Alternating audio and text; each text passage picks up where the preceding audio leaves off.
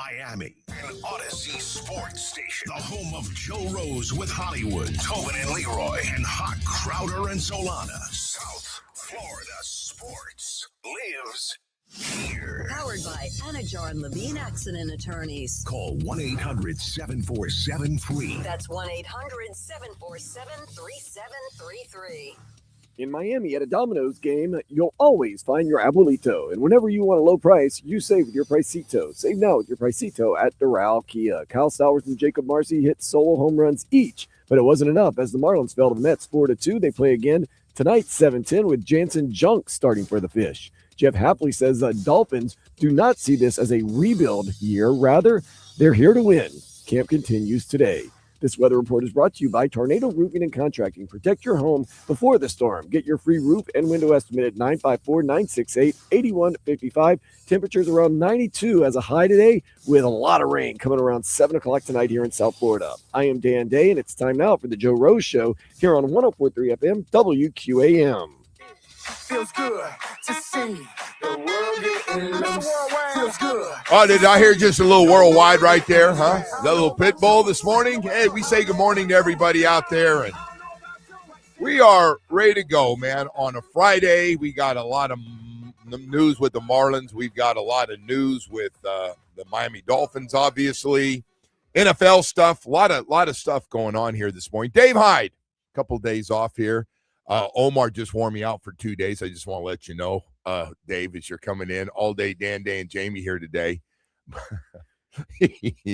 got to tell you, man, he is something, man.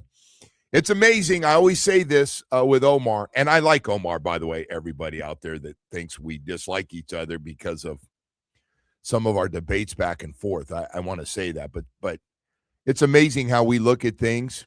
And I was around for things, and I've actually been around a lot longer than he has, and how we look at things differently on everything.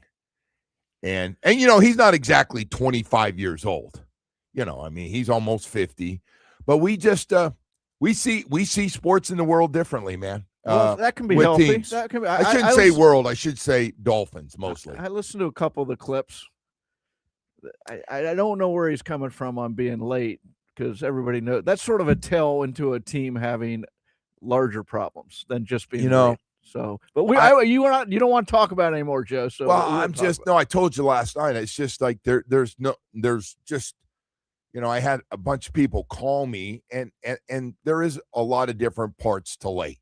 If you're really good at what you do, you can be late, and they'll be a lot more tolerant.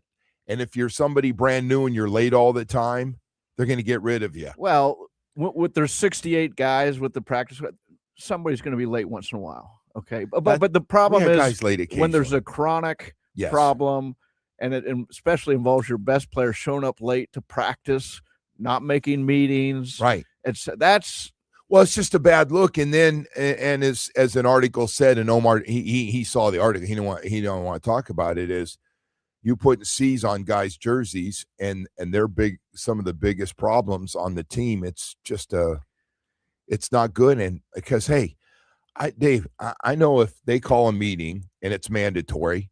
Now, listen, I don't go to a lot of things here at this station. I don't go to the parties and stuff, and I just don't. I'm not. You're not a team player. I'm not a team player that way. But if she calls a meeting and the bosses say it's mandatory, I show up. And if the GM calls and she does and says, Joe, I need you there occasionally. Channing, I need you there. We're there. Talking on behalf of Channing now. But, you know, this thing about those guys, and it wasn't they got there late in the morning by an hour, or, you know, there was an early meeting that was mandatory and they said, I don't want to show up. I'll be there for the main stuff. You know, you can't just show up and play the games. And those guys, they get there while they're stretching and the team's stretching, and they come out and it just, and everybody sees it, and everybody sees it and goes, well, why am I? Yeah. Jalen Waddle. Like, why? I know I'm not Tyreek, but what's happening here? So I'm just saying that. That's why I'm using that as an example. No, that's good. Remember the Marlins, if we're switching sports here, Hanley Ramirez and Miguel Cabrera. Cabrera was at a time chronic. They went through the same thing, and all the veterans on the Marlins who have a standard of, okay, here's the bar for professionalism. They were upset at those younger guys. And it's the same. I was out there. It's a different with the Marlins now here, or excuse me, the Dolphins. Again, here are your best players, just like then, but they're older players, and they know better, and they just decided, we don't care about the rules. Yeah. Well, they just think, hey, all this counts, and why you're paying me is how I play on Sunday. And it's not being late for meeting. That's as I've always said, it's a tell into other problems in the team. That's what we see. Now you're getting into details of, are they really doing their work? Are they freelancing in games, or well, they're calling their own shot. I mean, listen, we've done it through Adam Gase. We have Mike McDaniel, and I just I'm not going to there's so many different parts to it, but I would just say this: if the other 40 something guys do it right, or 50 guys, whatever, and they're doing it right, after a while they're like, and things aren't going well on the team, and they're looking, going, what are we doing here, man? Like, the guy found another excuse to be, and what'd he tell you this time while he's late or he's leaving early? In pro sports now, most coaches have 2 rules. Yeah. Be on time. That's the first one. And give 100% every day. That's it. That's it. There's not a lot of rules. Great rules anymore. It's not like it used to be. It's truly not. It's different. I know it's just your age, and Omar's on that. You guys just older, and you're going by Don Shula. I don't think Shula is the one that created Be on Time. I mean, I'm guessing he won the first one. All right. Hey, listen, enough of that. We've got a lot of news to get to with the Miami Dolphins this morning, so stay with us for that. Marlins last night had a little rain delay in there, and then lose 4-2 and waste another really good pitching performance. Yuri Perez last night, 6 innings pitched, 1 run, 6 strikeouts. And end up losing that game 4-2, as you just heard from All Day Dan Day. And I don't know what's going to happen. Trade rumors are picking up. I see Liam Hicks' name all over everything, who got off to a great start. Has cooled off a little bit, but still 14 home runs, 60 RBIs, 97 hits, a 283 batting average, a below average catcher. Probably better, but for, if you're looking to get somebody, and he looks like he's a really good leader, and with the Canadian team, I like the things he did, and I don't like the other name that I'm hearing being mentioned by some of the insiders in baseball, Otto Lopez. Yeah, I mean, what are we doing? You going to tell me you got another shortstop coming up that's going to hit 325 and has 9 home runs at 50 RBI and I still think he leads baseball. I'm not sure. 138 hits. And this is important. He's under team control contractually for next. He might be he's one of the top 4 years in baseball right now. Yeah, with what he's making. So I can't imagine they do that. And they can't get rid of Pete Fairbanks. What are you gonna do there? Like I see his name and I'm like, great. And he had a nice outing last time, but I don't know. It's it hasn't been what you were hoping to get from your closer, who's also your, I believe, second highest paid player on your team. It was the 8th inning again last night. Michael Peterson, who's back from injury and has been dominant this year, struggled in the 8th inning against the Mets. It's like I think their last 4 losses that they've had. Yeah.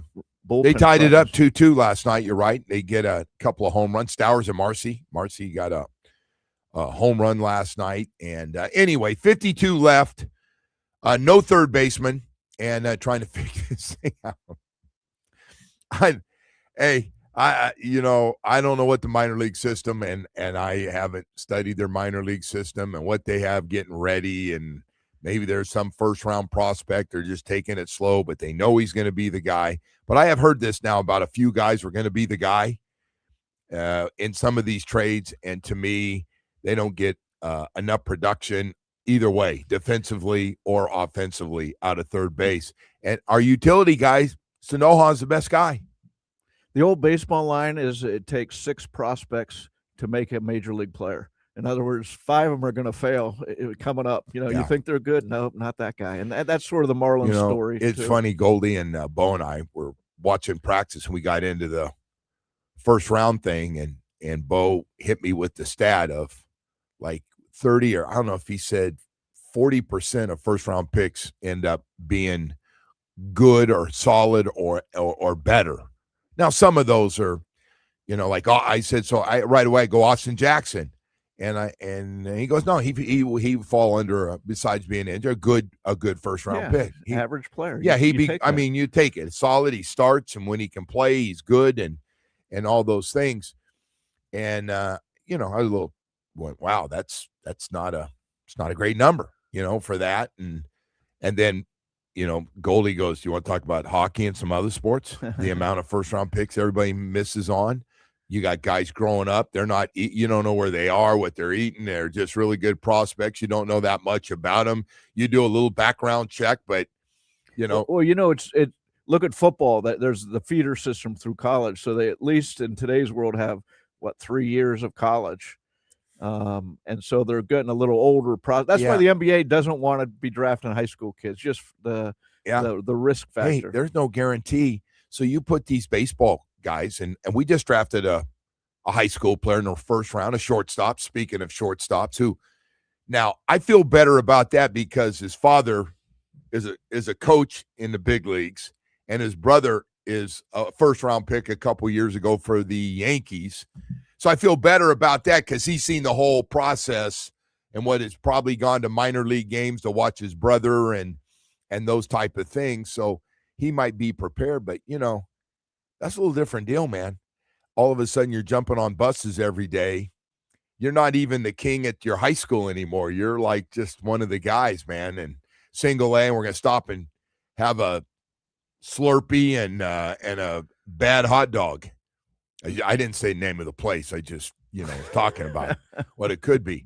So anyway, there's just no guarantees on first round picks. I get it. And we could see it with all our teams. The other thing is I was looking at a stat on NFL players who signed second contracts with the team they were drafted. Offensive lineman is the largest percentage of doing that, and it's 50%. 50%, really? And it goes down from there by position. And but I thought that was kind of interesting. Only 50% of the that's the most at a position. Well, Dave, besides that, I said we've got a lot of Dolphin stuff from yesterday, and it was kind of a rough one offensively with penalties, especially pre-snap. They got them out there. I do love not used to seeing it, and I'd be lying if I said I didn't enjoy watching 7-on-7 and 1-on-1 more than just the 11-on-11. But I get it. Coach Half's done a good job explaining that to everybody because that's what football is, and he made it clear he's not a 7-on-7 fan, and I know why. Because how many times a guy stands back there and then he finally he completes it, and you're going, is he going to have that much time in the game, or would he have been sacked? No rush, at least not even being uncomfortable. But it makes receivers look really good. Right. They got a little more time. The quarterback's more accurate. He's not worried about the zero rush coming. You're just back there.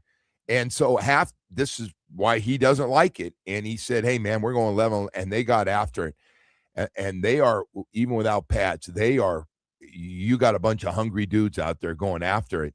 And there were a lot of good things that happened yesterday, and I want to share them. Besides too many drop balls, too many receivers not getting separation, and the penalties, pre-snap penalties, especially guys jumping off sides, receivers starting early before the ball snapped, and and I'm guessing he gets after those guys pretty hard on some of that stuff because there's no excuse for it.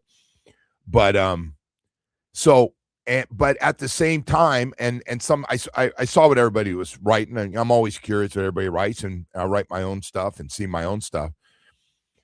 I thought our starting quarterback was pretty good yesterday. And people, well, what do you mean by that?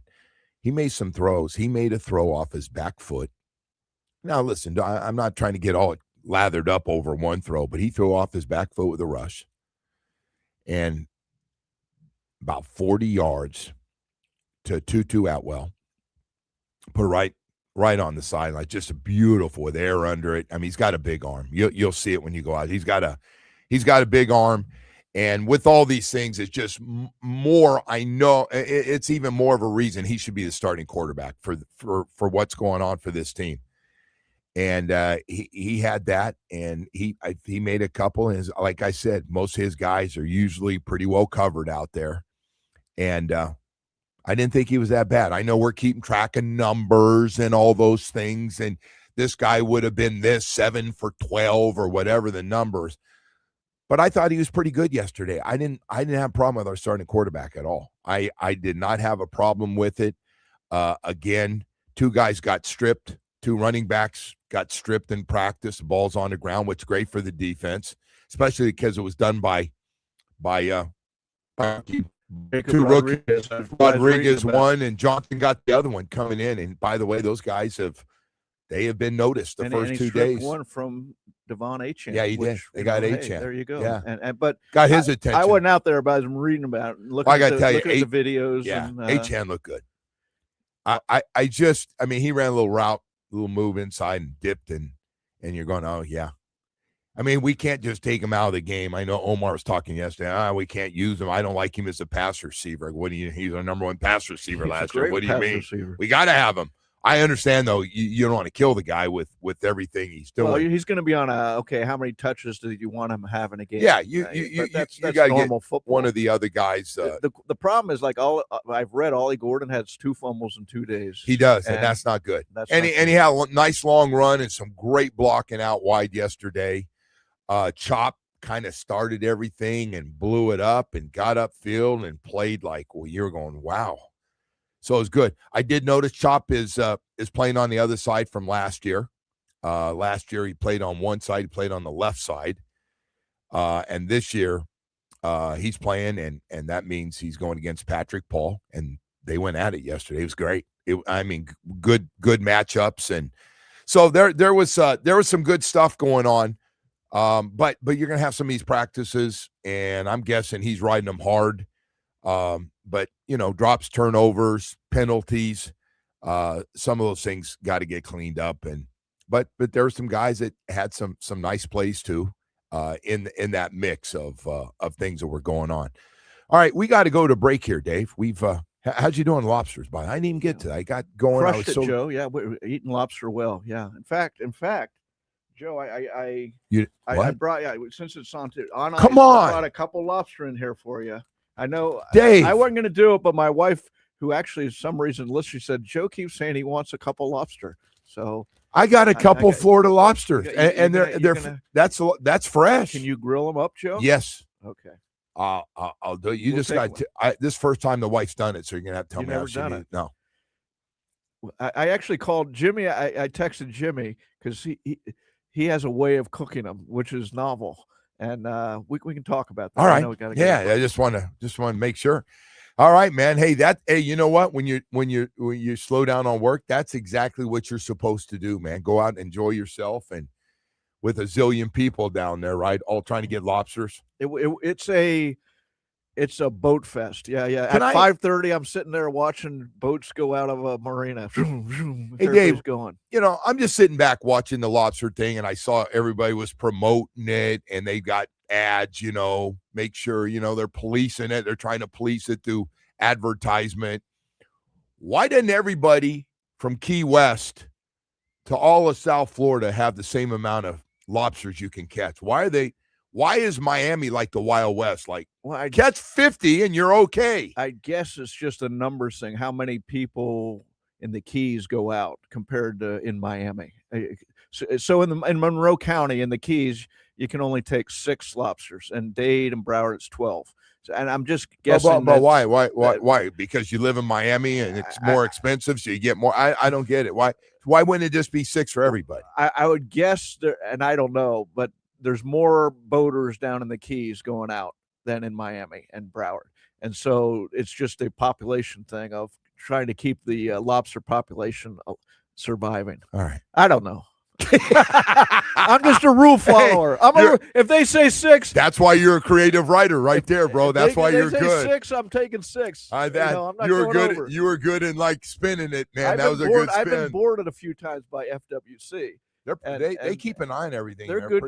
And I like the fact. Yeah, that I do too. They're I do too. Tracking everything. So every so often there's some pig of a guy that just abuses it, that goes down there and they pull him over and he's got like 9,000. You're like, bro, this guy's being arrested. And there's some weird stories that come out, like at Government Cutout here. Somebody was down with a hookah, it has multiple hoses out of something on the boat where and you can breathe. And someone came along and cut the lines.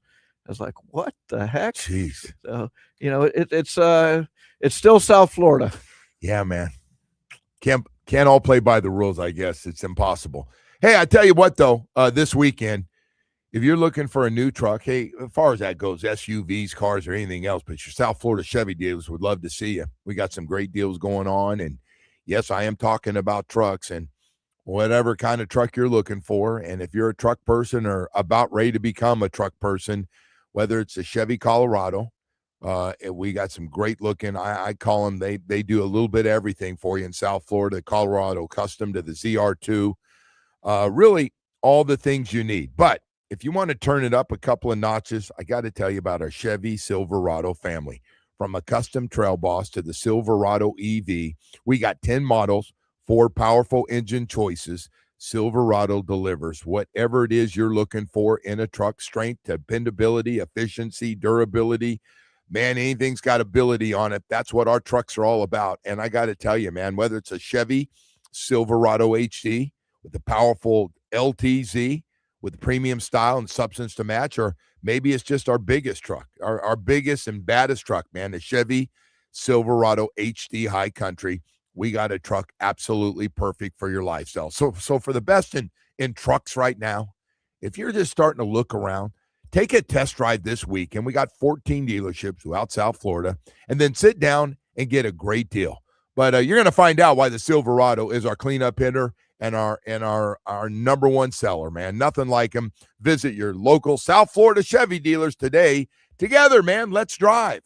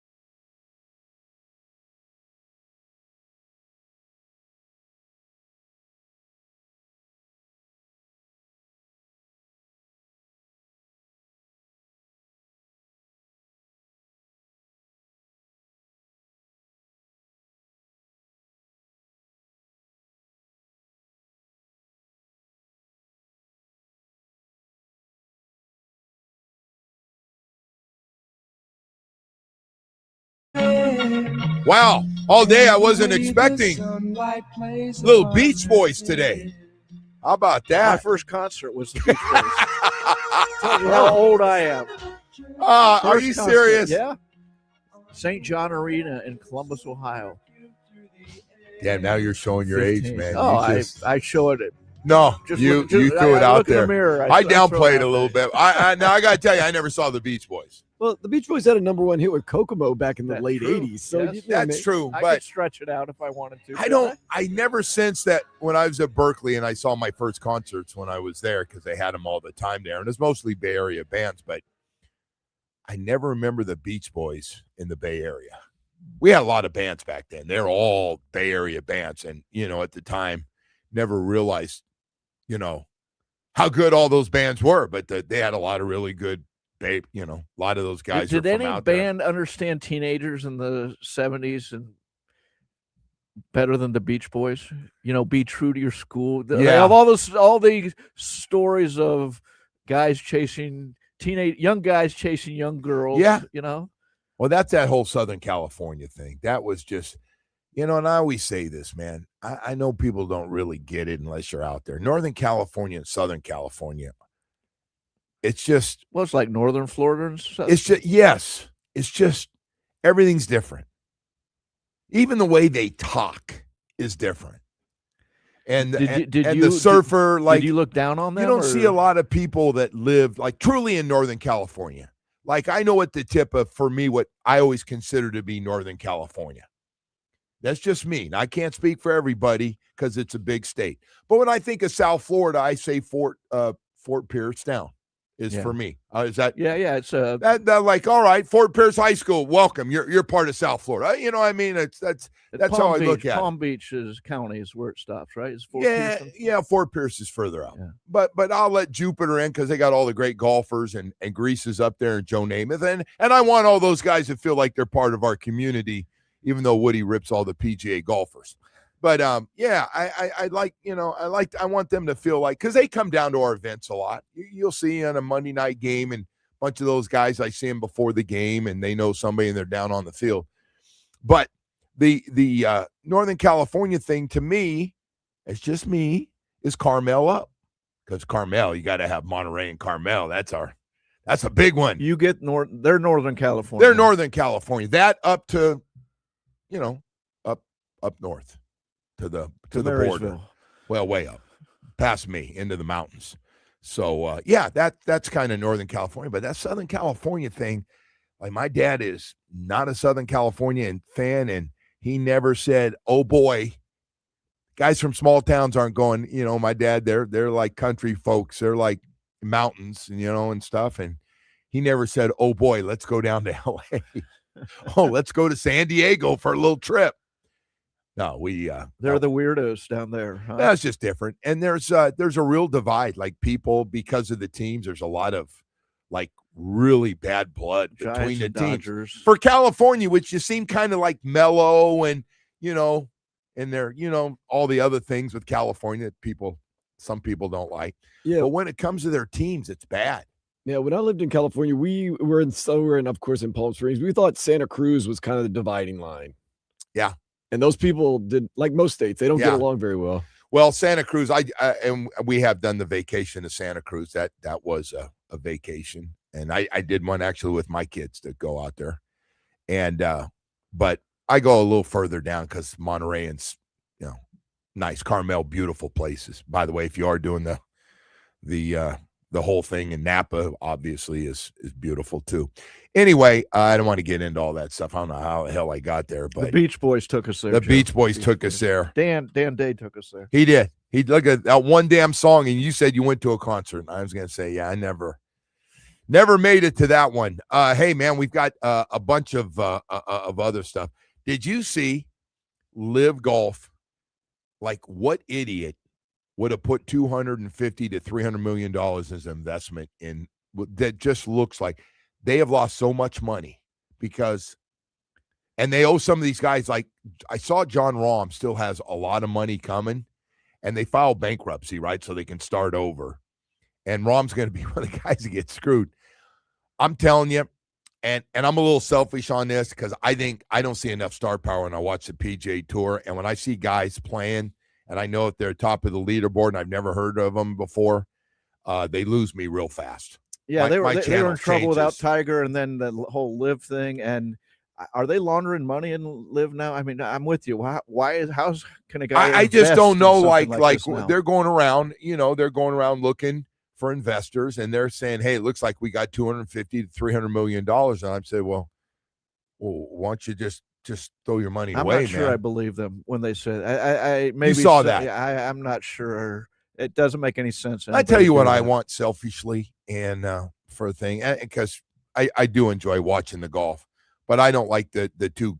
I want all the best players together. I do. I love all the different personalities. I think the fact that everybody's got different personalities and there's a little bad blood. I love the bad blood. I do too. I don't want everybody to like everybody in any sport. Well, especially golf, where there's such a level of camaraderie almost. I want to see some rivalry. I don't want to find out that Tiger and Phil are hanging out and going when they were playing against each other, where they're wives and they're all going out when they're all here in South Florida. And they weren't going out with their wives. Well, find out a lot. One guy was into showing his package to everybody, apparently. Rory is just going off on DeChambeau and no, those guys and they're getting on Rory now. Other people are getting on him.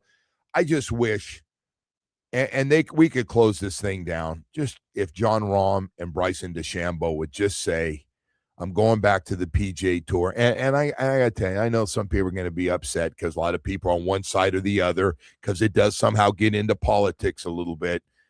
I just wish the PGA Tour would just say, "John and Bryson, come on back. We need some kind of charity thing. Like, you guys got to give some money to charity or something." Like, because they did that. They did that in the spring, and Brooks Koepka came back. And he had to do a little. Well, he just wanted out. He wanted out so badly. Yes. But again, these guys all made a lot of money. They got a big check up front, and that's why they're doing it. So we got Koepka back, which is an important piece too, even though he struggled on, what's going on. I see he's out of some tournaments. But we need to get Jon Rahm back, and he's kind of he's got a little chip on his shoulder now. But Bryson DeChambeau is just good for business. Whether you like him or not, Bryson DeChambeau, and he's that guy that's a little bit different. He walks a little different. He's just a little different dude, and he rubs a lot of those guys the wrong way. But at the same time, he's good for business, especially when he's playing well. We need to get those two guys back. I don't know if the PGA Tour needs to look at itself, and that lineup's just not good enough. And Rory's not playing a lot of golf right now. Scheffler's still the best player in the world and number one player in the world. But he doesn't make you want to watch him. He doesn't have that. But, the hardcore golfers do like Scheffler. And if he was in the mix with a lot of lively personalities, then that'd be fine. It would be better. Sort of Pete Sampras during his time. He's boring. But I wish the PGA Tour could let up a little bit to get these guys. Like, hey, let's have a meeting here. I know. And you got to let Koepka, because you already drilled him. But like, hey, Brooks, what do you think? We get all you guys back. Let's work something out where Rahm and DeChambeau feel wanted, and let's put them back on the tour. Because I got to tell you, all these no-name guys that are popping up at the top of the leaderboard, it's great. And I get there's a lot of great golfers here, but just doesn't work on my TV. I maybe we got a little spoiled. I don't know. It seemed like that Tiger thing, and I know it's never going to be like it's never going to be like that again. It's truly not. Whatever he had, everything about him. You even if you didn't like him, you wanted to know what Tiger was doing. Yeah, but there's Tiger events. He moved the meter and he moved the finances for the PGA Tour. But here's what I'll say about LIV: the right side won. The PGA won, and all the greedy, soulless people going with LIV lost, and that I'm fine with that. And how they work their way back to the PGA, well, they're done either way, because that 250, 300 million does pop up. It's going to be gone. It's a Band-Aid. It just has. I guess they get pretty good crowds overseas on a couple of these events, but it doesn't. They've never gotten them here. Nah, did you watch a LIV event? Did you watch? I don't think I ever. I mean, I probably. Where was it? It was on CW, right? If I'm not mistaken, it was some of their event. Maybe they're on Fox now. Anyway, hey, we've got a lot of other stuff. I just had to get that off my chest. Thank you guys for putting up with that this morning. Somebody, I hate golf. Why are you bringing that up with the football stuff going on? Speaking of that, man, we're going live next week at University of Miami, and we'll be out catching a practice with the Miami Dolphins for a morning show as well. And then we're going to open up with the fans on Sunday, and that can't wait to see what that's going to look like. But yeah, Dave, it's very weird to go out there. A lot of teaching, a lot of stretching, a lot of special teams, and a lot of 11 on 11. And it's so funny because you know how this thing works. There's so many, everything's one-on-one for these kids now. They're going to camps now, 7-on-7. Guys are getting scholarships off 7-on-7. Like, that wide receiver chewed it up today. He's a 4-star 7-on-7 guy. Offer him a scholarship. But that's part of why the off-season workouts are so hard to measure, because most time, certainly in recent years, the Dolphins have done 7-on-7, and there's always a Mr. June, and he's always a receiver because he's not being hit. He's not. And how do you translate that? So I understand why they don't like 7-on-7. But I will tell you, for me personally, now I don't know about all our tough guy old school, because now every guy tells how many years they've been watching the team and how many years they've been involved covering the team. I guess that's a new thing you put on your resume. Dave, you'd be right there at the top of the list. I would be, yeah. Well, we'd all be behind Big Bo. I mean, Big Bo's like he's the president of the club out there. I'm not sure that's bragging rights right now, because it's just basically you're saying how scarred you are around this team. But I will tell you, we have all been – I love watching one-on-one pass and pass protection, pass rush, pass protection. One-on-ones are great when they have the pads on. I've always enjoyed that. And obviously one-on-one with guys on the outside. See how guys do, see their moves, see the coverage, see if guys are close, all those type of things. I especially like that at the joint practices. But 7-on-7 is like, I mean, it's good for fans to see, this guy caught it, and you're going, yeah. The defense is such a disadvantage in that. Yes. The quarterback stands there comfortably. But I will tell you, with this 11-on-11, the defense is, to me, watching is way out in front right now. With all the 11-on-11, right from day one. Well, it's only been 2 days, but for all the drills they do. But it is football. I guess. 11-on-11 is good. That's good because the more questions are on defense than offense right now. Although it looks like they're playing with about 13 guys on defense the way they're running around right now in that secondary. The Dolphins offense, the money in the Dolphins offense, and I mentioned this at the break, is $67 million. Which the next closest team, that's 32nd in the league, is spending. The next closest team is $97 million. That tells you in a little capsule there what's going to be going on all season. That they have. Wow. They are 67 on offense, huh? Yeah. And then you break it down between the center, your running back, and your quarterback, who at some point are all lined up behind each other in a I formation. They're chewing up most of that money. Yeah, well, it is. I looked that up. It's a little salary cap numbers are different than so Austin Jackson actually is making a lot against the salary cap, which is because they spread out the bonuses and all that. That's a different conversation. But they don't have a lot of money on the team as a whole right now. Well, we don't have a lot of money, as you said. Yeah, that number is. Anyway, hey, hope to see a lot of you out there Sunday for that first day of practice for the Dolphins. Anyway, right now I want to talk to you about Loctite Impact Windows, Doors, and Roofing. Speaking of the Dolphins, their windows, man, are Hurricane Category 5 rated. Loctite Impact provides 100% financing, 0 down, no interest, no payments for 1 year. Loctite Impact Windows, Doors, and Roofing, they do it all for you, man. It is a one-stop shop with quality. Old leaky roof, you can replace your old roof now and you can pay later. How's that help you out? Plus 24/7 roof repairs as well. The best part, Impact Windows, as low as $6 per month per window installed. Don't wait for the next storm. I know it's hurricane season right now, but it's while it's still all right out there, it's not too early to get started with Loctite. They're ready to protect your home, whether you're in Dade, Broward, or Palm Beach County. Loctite Impact is the name you need to always remember when you're deciding and making that choice. Put them on the list. Call today, 954-500-LOCK. They got a great staff to answer all your questions, or go to LoctiteImpact.com. Again, that's LoctiteImpact.com. Learn more about him. Chev and his team at Loctite Impact Windows, Doors, and Roofing would love to do business with you.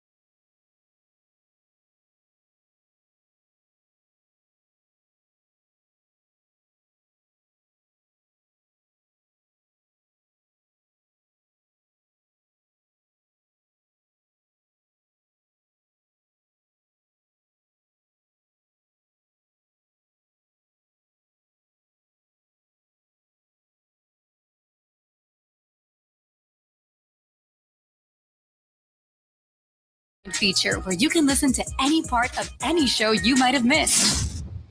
Anytime. This goes out to all the women in the world, especially her. You know, it don't even matter your age. Hey, welcome back here. Happy Friday to everybody out there. And as always, thanks for being with us. We always appreciate it. Day 3 today for the Miami Dolphins. Off tomorrow. And then Sunday, fans will get their first chance to take a look at the Dolphins. First 2 days, Dave Hyde's with us this morning. Dave, first 2 days here, a lot of 11 on 11, especially because I missed first 30 minutes or 45 minutes of practice coming from here. No one-on-one and no 7-on-7 the first couple of days here. And by the way, one thing I love about Half, he goes, man, I'm going to be really honest with you. I hate 7-on-7.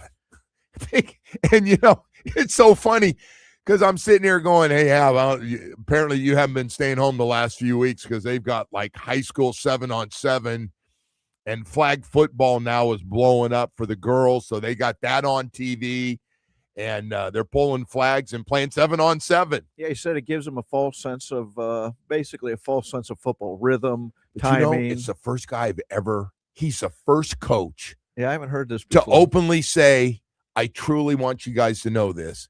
I really don't like 7-on-7. Now, I'll tell you why I like 7-on-7 when I was playing. I love 7-on-7 because I knew when you ran down the middle of the field, nobody was going to hit you. Unlike when the game started and then everybody hit you, right? Whether they hit you early or not, it was kind of like send a message and, you know, and well, there's see a lot if your of man card was with you or not. There's a lot of space on 7-on-7 too for you. Yeah, when you're running patterns. And right? it's, you know, you're right. And, oh my God, such and 7-on-7 had 7 catches, and sometimes you throw in the yards he would have had, and he, like he's saying, man, we're playing real football. Last time I checked, every high school, college, and professional game is 11-on-11, and so I want everybody to get used to it. They've had officials out there, and boy, the officials were active yesterday, throwing flags, and again, guys are jumping off sides, and some things were pretty obvious out there. So you know that's a difference too. Now, Mike McDaniel, his last year had officials come in sometimes, but his first few years, no officials. It's very weird. Yeah. I'd never seen an NFL team that didn't have officials in. You know, Mike did things differently. Everybody's got a different style, and, you know, sit here and talk about Mike's. But it is interesting because I don't know if anybody expected it when they're going out there, and you're going, okay, this usually when they get to, all right, now they break up and they're going to do one-on-one DBs against the wide receivers and tight ends and running backs against the linebackers, and you're going, wait, and the one-on-one tackles going against the pass rushers on the outside, defensive tackles going against the guards, and you're like, hey, what's this? They're going a lot of 11-on-11.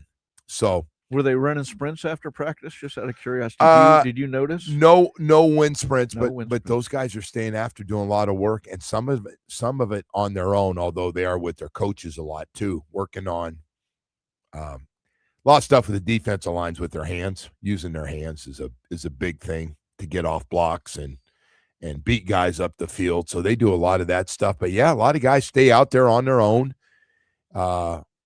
But it's just and listen, it might be completely different by Sunday when a lot of the fans go out there and get a look at everything. So, but there were some good things, man. Jacob Rodriguez and Chris Johnson off to really nice starts. Your second round linebacker and your first round defensive back have really done a nice job.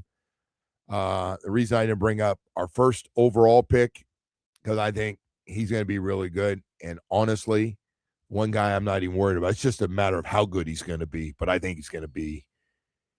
He's got everything set up, excuse me, playing left guard that you could ever want. He got Patrick Paul on one side, who everybody's watching because he's playing against Chop Robinson a lot in practice. So you got you got your first and second round picks actually playing against each other from the same draft. And then on top of that, you're in a situation out here where these young guys have really gotten off to nice starts, and it's good to see those guys. It's a great opportunity for them. The bigger question, though, and I was driving home because I was thinking all the good and the bad, and there were penalties and probably 5 or 6 turnovers in the practice. Too much, way too much. And some of them got bounced off guys' hands. Some of them weren't the quarterback's fault. Some plays, I don't know if they, it was just, you never want to see that. I don't know what our writers ended up writing, how many turnovers there were for the practice. But it's really going to come down to this. And how much can this coaching staff squeeze out of this, what they have? How much can you squeeze out of this team to see how good they're going to be? That's really what it's about. Where you line them up, how fast they grow into good players, the guys coming back, how good are they going to be? Do they take the next step? Your 5 or 6 core guys, are they going to be really good? Does Malik Willis have enough around him to show us what he can do? Yeah, and I take it to Sullivan too, because there's going to be pickups made through this summer, I'm sure, at the bottom of the as teams cut players. I agree. And can they find a Zach Sealer? Can they find a Laria, somebody undrafted who they take and they develop into a player? That's what they're looking for. By the way, that was a hell of a pickup. That was. It was in December too, so I mean, and he came right in and was good. Well, he's talked about, he had a game, I think it was his first start, and he played well, and he said that was the missing piece, confidence. I got confidence that I could be good. Yeah. And he says that's what everybody, it's the one intangible that really matters. We talk about leadership and will to win and all these things, but confidence is something that is an intangible that is important. Yeah. Hey, we got a coach that says nobody around here is talking about rebuild, only you guys, and they're getting fired up when they hear it, and I get it, because if you're talking about if you hear your players going, well, we're rebuilding, then you're basically warning us that it's going to be a real crap show out there, and you don't want to do that. Well, I get it from inside the team. Yeah, I get it. I know we they're see pros. But let's look at it from 30,000 feet. Again, they have 40 cents on the dollar of every other team. They're the least. Right. You look, their spending on offense is $30 million below any other team. They're the least spending on defense, least spending on special teams. What else? And they got rid of all their veterans. I understand why. I like the plan. It's going to be painful this year. All right, Dave, let's go to break here. Dave Hyde's with us, and all day, Dan Day, Jamie with us as well. We've got more stuff to get to here as we continue on. Yeah, man, there could be some serious growing pains. Yes, there could be. Need cash to pay off taxes, liens, judgments, IRS, high interest rates, second mortgages, credit card debt. Call Michael Kotze at Choice Mortgage, 561-441-2730. Man, if you own a commercial or residential property with equity, call Michael right now. He can help you. He's been helping Floridians for more than 30 years. If you're looking to buy a home today and get you pre-approved with little money down, now's the time to lock in before interest rates might be going even higher. Call, cell phone, or text him 24/7. You can always get a hold of him. So I tell everybody about Michael Kotze. Just been with him for a long, long time. He's about great service. He's about getting that work done, get you improved so you can get that money, get that equity you want out of a home, get that second mortgage money you really need to pay some bills off. That's what he's all about. Half the time of the big banks, nobody's going to do it better than Michael Kotze. 561-441-2730. MLS 166254. Rates and terms subject to change daily without notice. He's an equal housing lender. Give Michael Kotze at Choice Mortgage a call today. WQA.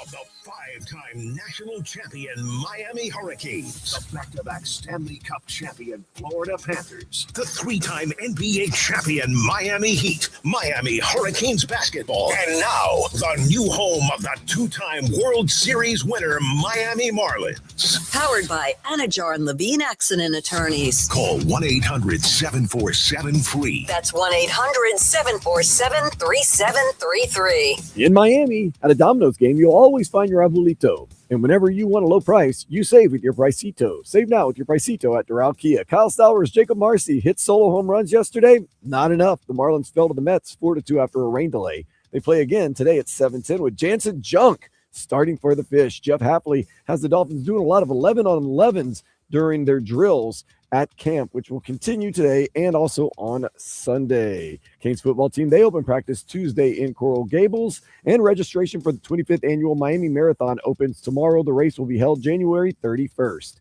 This weather report is brought to you by Tornado Roofing and Contracting. Protect your home before the next storm. Get your free roof and window estimate, 954-968-8155. Temperature is going to be in the low 90s today for highs. And get home or get safe before around 7 o'clock because it's supposed to pour in South Florida. I am Dan Day. Now back to the Joe Rose Show here on 104.3 FM WQAM. All right, welcome back here for the 7 o'clock hour on a Friday. Thanks for being with us. As always, Dave Hyde, fresh off a couple of days of lobster season, first 2 days. Wednesday, Thursday, mini season. Went under the water. You did real well. I went with tanks. You know, I'm getting older. I used to dive, free dive. I free dive a little, but then I said I'm putting on the tanks. And I got to tell you, I'm always curious as a guy that's not a great swimmer, but enjoy the Keys. Love the Keys to death. How deep do you go in those tanks? You go. We probably went 20, low 20s, 25 feet. No deeper than that. Okay. And you got your spots because you go down there a lot. Everybody's got spots. Everybody's got a spot. Yeah. Our best spot's a big reef where there were probably a dozen boats on it on Wednesday, but everybody had enough space, and there were a lot of lobster. Yeah, a lot of lobster. No bullying out there. Everybody gets along pretty well. Like, hey, you're getting a little close. There's plenty over there. Don't be a pig. Don't be coming over here, I was turkey. off Key Biscayne a couple years ago, and I'm reaching down. You know, you tickle them out of you have a long yellow tickle stick, and you tap the back of the lobster. He's in a hole. You tap him, and he slowly comes out. And I'm doing that. Just as he comes out, I see someone coming over my shoulder and reaching down and grabs the lobster and goes off. And I was like, what? I thought it was my partner. You know, I'm with, and I looked, and it's a woman in a bikini. And she was with like 4 guys, and they were pirating our site. And I was like, "What? I've never seen this before." Wow. So a lot of South Florida on the high seas. Yeah. Welcome to South Florida. Well, Dave, it's nice. Yeah, but I got a couple lobster here for you, Joe. I see that, man. Very nice. I could. I do love lobster. I love Florida lobster. I could prepare them here for you too, because now that you have never done it before, I got scissors. You cut down the shell. Okay. And then you crack them open and you separate the meat off the shell, and then you cook them in that, though. You put them on the grill in that with butter and garlic, whatever you want to put on it. And maybe for 6 minutes, you have to just, see how big the lobster is, depends on how much so, but then you're all set. Well, Dave, honestly, that's I'm thinking about that maybe around 1 o'clock today. That's there you go. 1 o'clock to get that grill and see how she does. I actually wrote a column on the whole lobster thing on Substack, and you did? I did, yeah. Good. On what it's like, me and my partner Big Ed, and catching how we went about it, and did you put pictures on there too? I did put a couple pictures, but to me, it's, if you live down here, it's the best holiday, better than Christmas, better than Thanksgiving. It's only for Florida, but you got to take advantage. You have to be able to take advantage of it. Yeah. And you have to like to swim. And whenever I mention the water to you and getting in the water, your first question is, did you see any shark? That's your first question. I don't know if you realize that. I do. I I've been watching those damn shows too. My wife says, turn the damn shark shows off. Enough. All right, there's sharks over in Maui, okay? That's a bull shark.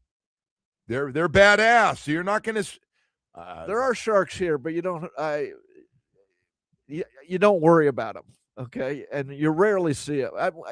You do see them every once in a while, but it's so it's when not I like was a it kid, doesn't merit the first question. So when I was a kid, like it was kind of the country, I guess, but I was a few hours away from the ocean, is what I'm telling you. So my mom and dad weren't like, hey, let's go to the Pacific Ocean. I mean, first of all, it's a little rough over there, and it's cold, the water. It's completely different. It's just completely different. So I came out here, and I actually lived over close to the water in Fort Lauderdale, and just never went. Wasn't a very good ocean person. Anyway. Well, a lot of people. But I love going to Keys, man. I do love the Keys. Including your former coach was not an ocean. His dad, Don Shula, his dad was a commercial fisherman on Lake Erie. And Shula would go out and he'd get seasick every time. And it was a family joke. Wait a second, you're the son of a commercial fisherman and you get seasick. Yeah. And he lived, as you know, at Indian Creek. Yeah. And right on the intercoastal, out his backyard. He only got in the water, I believe, once in his whole time here, and he was wearing a life vest when he got in the water. Wow. So there, you have something in common there. That hey, man, a lot of people don't like the water. It is so funny because I always wonder if Coach was still around, how he'd do with all his new neighbors at Indian Creek out there. He'd love it. Huh? Are you kidding? All those the who's who over there. Got them all. He'd like, including Tom Brady. How about out he's golfing and there's Tom Brady? That'd be crazy. Huh? I don't even know who else is out there now. I know Tom Brady's wife. That would be two of the wealthiest men. Two of the wealthiest 3 or 4 or 5 men in the world are in there. I know that. Shula would love to be in the middle of that, wouldn't he? I mean, that's how he viewed himself. As he was. Oh no, he would have been still the president of the club out there. Yeah. And this ain't about money. We all have money here, okay? Yeah, Coach. They got a little different kind of money though. They got a lot of different letters in the front there. Anyway, we've got a lot of stuff going on here today. Day 3 for the Dolphins, and have practice day. It's not open to the public today. It will be on Sunday. Players have tomorrow off, and then back at it. So they'll be out there today, and it's kind of weird to talk about, but yeah, it's all 11 on 11 with special teams and a lot of stretching, a lot of individual work, and then a lot of 11 on 11 work. And I don't know if it's going to change as this thing goes on, and the one-on-one drills I'm guessing are going to have to do at some point. And but I don't know what that means when he says he made it real clear, like, I am not a fan of 7-on-7, man. I don't like it. Don't like anything about it. Meanwhile, 7-on-7 has exploded in our country. Like, I can hear the commissioner going, hey, Coach Half, can you stay away from that, like how much you dislike 7-on-7? It's going to be an Olympic Yeah. sport. I mean, the 7-on-7. Flag football, yeah. But part of any new regime is getting to know what they're about and what they like and what the person. Remember when Flores had the takes no talent wall? Yeah. You know, where if a guy made a mistake, he'd have to run to the wall and tap the takes no talent wall. And McDaniel came in and, take it easy, wall. Take it easy, baby. Walk to the takes no talent wall and lay down there. Lay down there if you want for a while. Leave whenever you need to. We want everybody happy here, man. We're all one big. We're all family. So now we're getting to know. Okay, there's no reason. Who is Jeff Hafley and how's he want to run the team, right? Yeah. Yeah. Look at I'm not worried about any of the things that have gone into the past. First of all, they don't have those kind of guys. They don't even have many guys from those teams. Well, that's true. Really, you look at. I think there's like 4 guys from 2023. That was only 3 years ago. Yeah. No. It's been big turnover there. You just look at your 2 pass rushers are gone on the outside. I mean, no, it's you go across the board there, and it's a brand new look, man. And you'll see a lot of young guys out there. Well, everybody's pretty much 27 or under. Even your free agents are mostly 27-year-old guys. So anyway, we'll have more on some individual stuff. But yeah, Jacob Rodriguez been making plays out there. Chris Johnson had a nice forced fumble. Michael Taft's been very active. Safety out of Texas has done a nice job. So some of those guys, Chop looked good yesterday. Chop had some really good stuff, man. Good stuff. And against in the run too. So and there's some good pass rushes on both sides. And again, I just, it's a couple days in before we do the whole thing, and you're probably going to read about all the turnovers and the drops and the penalties, which there were a lot, especially the pre-snap stuff. But you wanted to hear Jacob Rodriguez get off to you expected that in a way. And Tyrell Dotson, I read again. I haven't been out there, so I'm reading the Joe Shads and the Omars, and so Tyrell Dotson's made some plays too. And Tyrell Dotson has made plays. There's not many positions where they have, I don't know, an abundance, but there's a real battle of, okay, what are they going to do here? I assume they drafted him to play him. Okay, you don't draft him there, but what happens to Tyrell Dotson there? And I've been saying that same thing, but he is really good player. Yeah, he's a good player. And I and sometimes the new guy and we got the new guy, and all that stuff. But I want everybody to know Tyrell Dotson's really good. Tyrell Dotson was second on this one. 130 tackles, maybe. Not only 130 tackles, but I think he had 3.5 sacks. Off the top, he's a very active guy. Year before had a bunch of interceptions. Might have led the team in interceptions the year before. He has been really good since we got him. Really good player in the middle there. And I'm sure he's seeing everything too about us talking about, Rodriguez this and Rodriguez that, and he was the best inside linebacker in football and college football. And well, all he had to see is a new regime drafted him. Oh no, first the 43rd pick, early in the second round, and you don't draft a guy there unless you really love him and expect to play him right away. Especially, I know they're not using the term rebuild, but that's what it is. And that's the most interesting competition. Yeah. That one right there. Because you can't go wrong probably when it's said and done. They're both good players, and you're thinking of all the positions you're empty at, and here we are with basically 3 linebackers that are and only 2 are going to play a majority of the time. So could they find a team that needs a middle linebacker and has an extra cornerback or something? I don't know. That'll be one of the games that plays coach out. Told me, I don't want to say which coach, but told me it'll play itself out. Everything works its way out. It'll all play out by how everything goes with how they play. Okay. I agree with that. I remember Marlins spring training, Dave Dombrowski talking to him about what's going to happen here and here and here. And he goes, the answers will come to us. And that's the same idea. Okay. If you know what you're looking for and are smart, you'll figure it out. We're always trying to look ahead and see what happens and what's going to happen here and what's going to happen there. Somebody said, well, who's Austin Jackson? We don't have a backup for Austin Jackson. And by the way, I give old Austin some credit, man. They should take it slow with him so he's ready for the season. And these guys go, no, he's ready to go. He's going to play like he just got here. Not worried about that, and I know that everybody's, well, he's never stayed healthy when you do this much, but they want to see those guys going at it. I was going to say, part of a new regime is you don't start babying people from day one because of past records. You're either on board or not. And then Austin's always had a great attitude.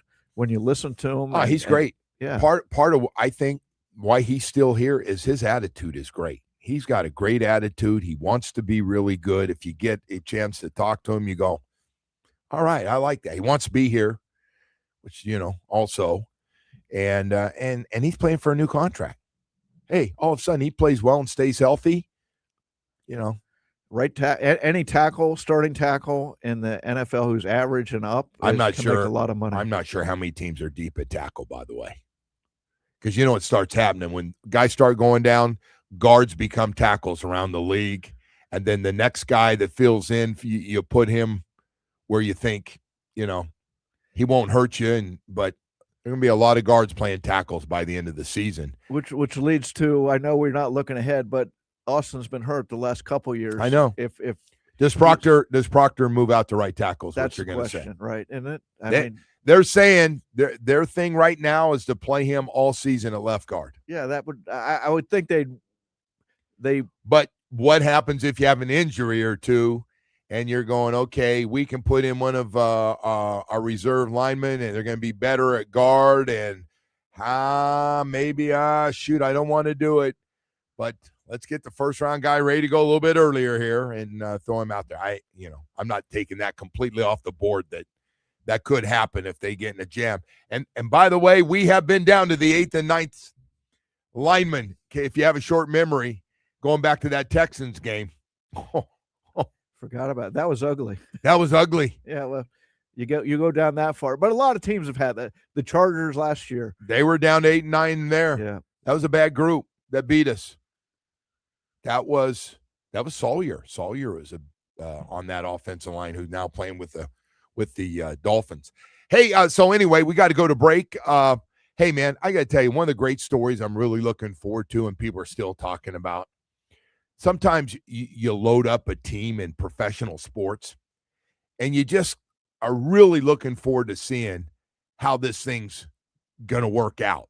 We're going to talk about that a little bit when we come back. And also let you know the Florida Panthers, Vegas loves them. Vegas loves them. How about this? Were you surprised, Dave, before we go to break? Florida Panthers, early favorites in Vegas. I'm not surprised, no. Nobody best should odds be, really. On the Panthers. They just got one of the better players in the league, and Brady Tkachuk, to play. And do they put him on the first line or second line? But their first three lines are stacked now. The only question is at goalie, which, that's a legitimate question. But, I just keep coming back to Bill Zito's. Yeah. Everything he touches is gold. The biggest surprise for me of everything we've seen so far is a Big Bob did not take less money and stay here. I was shocked because everybody told me how much he loved it. Remember when they wanted to trade him? He goes, no, this is where I want to be. I don't want to go anywhere. The team wanted, the players, remember at the end of the season, Tkachuk said, he's our teammate. We want him back. Everybody wants him back. And he just was asking so much money that by the time he came down, the Panthers had moved on. And his numbers weren't good last year. And the question was, a lot of players had bad years. There have been a lot of guys going to Toronto going, wow, this has been great. You're under a microscope. It's New York Yankee stuff. Completely different than here. Yeah. Every at-bat, every save, every game. Go get him there, Big Bob. Go get him, man. Well, he was great here. He was great here. So there won't be any Jimmy Butler. Well, I don't even have the Jimmy, but you have the Jimmy Butler treatment. But I just have all I know is Bob was part of 3 or 4 great years, and he's a big managing your career is part of it, though, right? But he had a nice comeback too, because when he got here, it did not go well to the point they were trying to get rid of him. They were about to buy out his contract. He was going to go back to Russia and finish out his career. What a turnaround! Look at what Paul Maurice is doing for people, man. Look at what that coaching staff. That's the thing. He was in the perfect system for him and had a great defense in front of him. As long as that thing worked out, no question. Hey, I got to talk to all the guys out here before we come back and talk some more with you about the Dolphins and some other things, including a team that's going to be really interesting to watch this year in sports.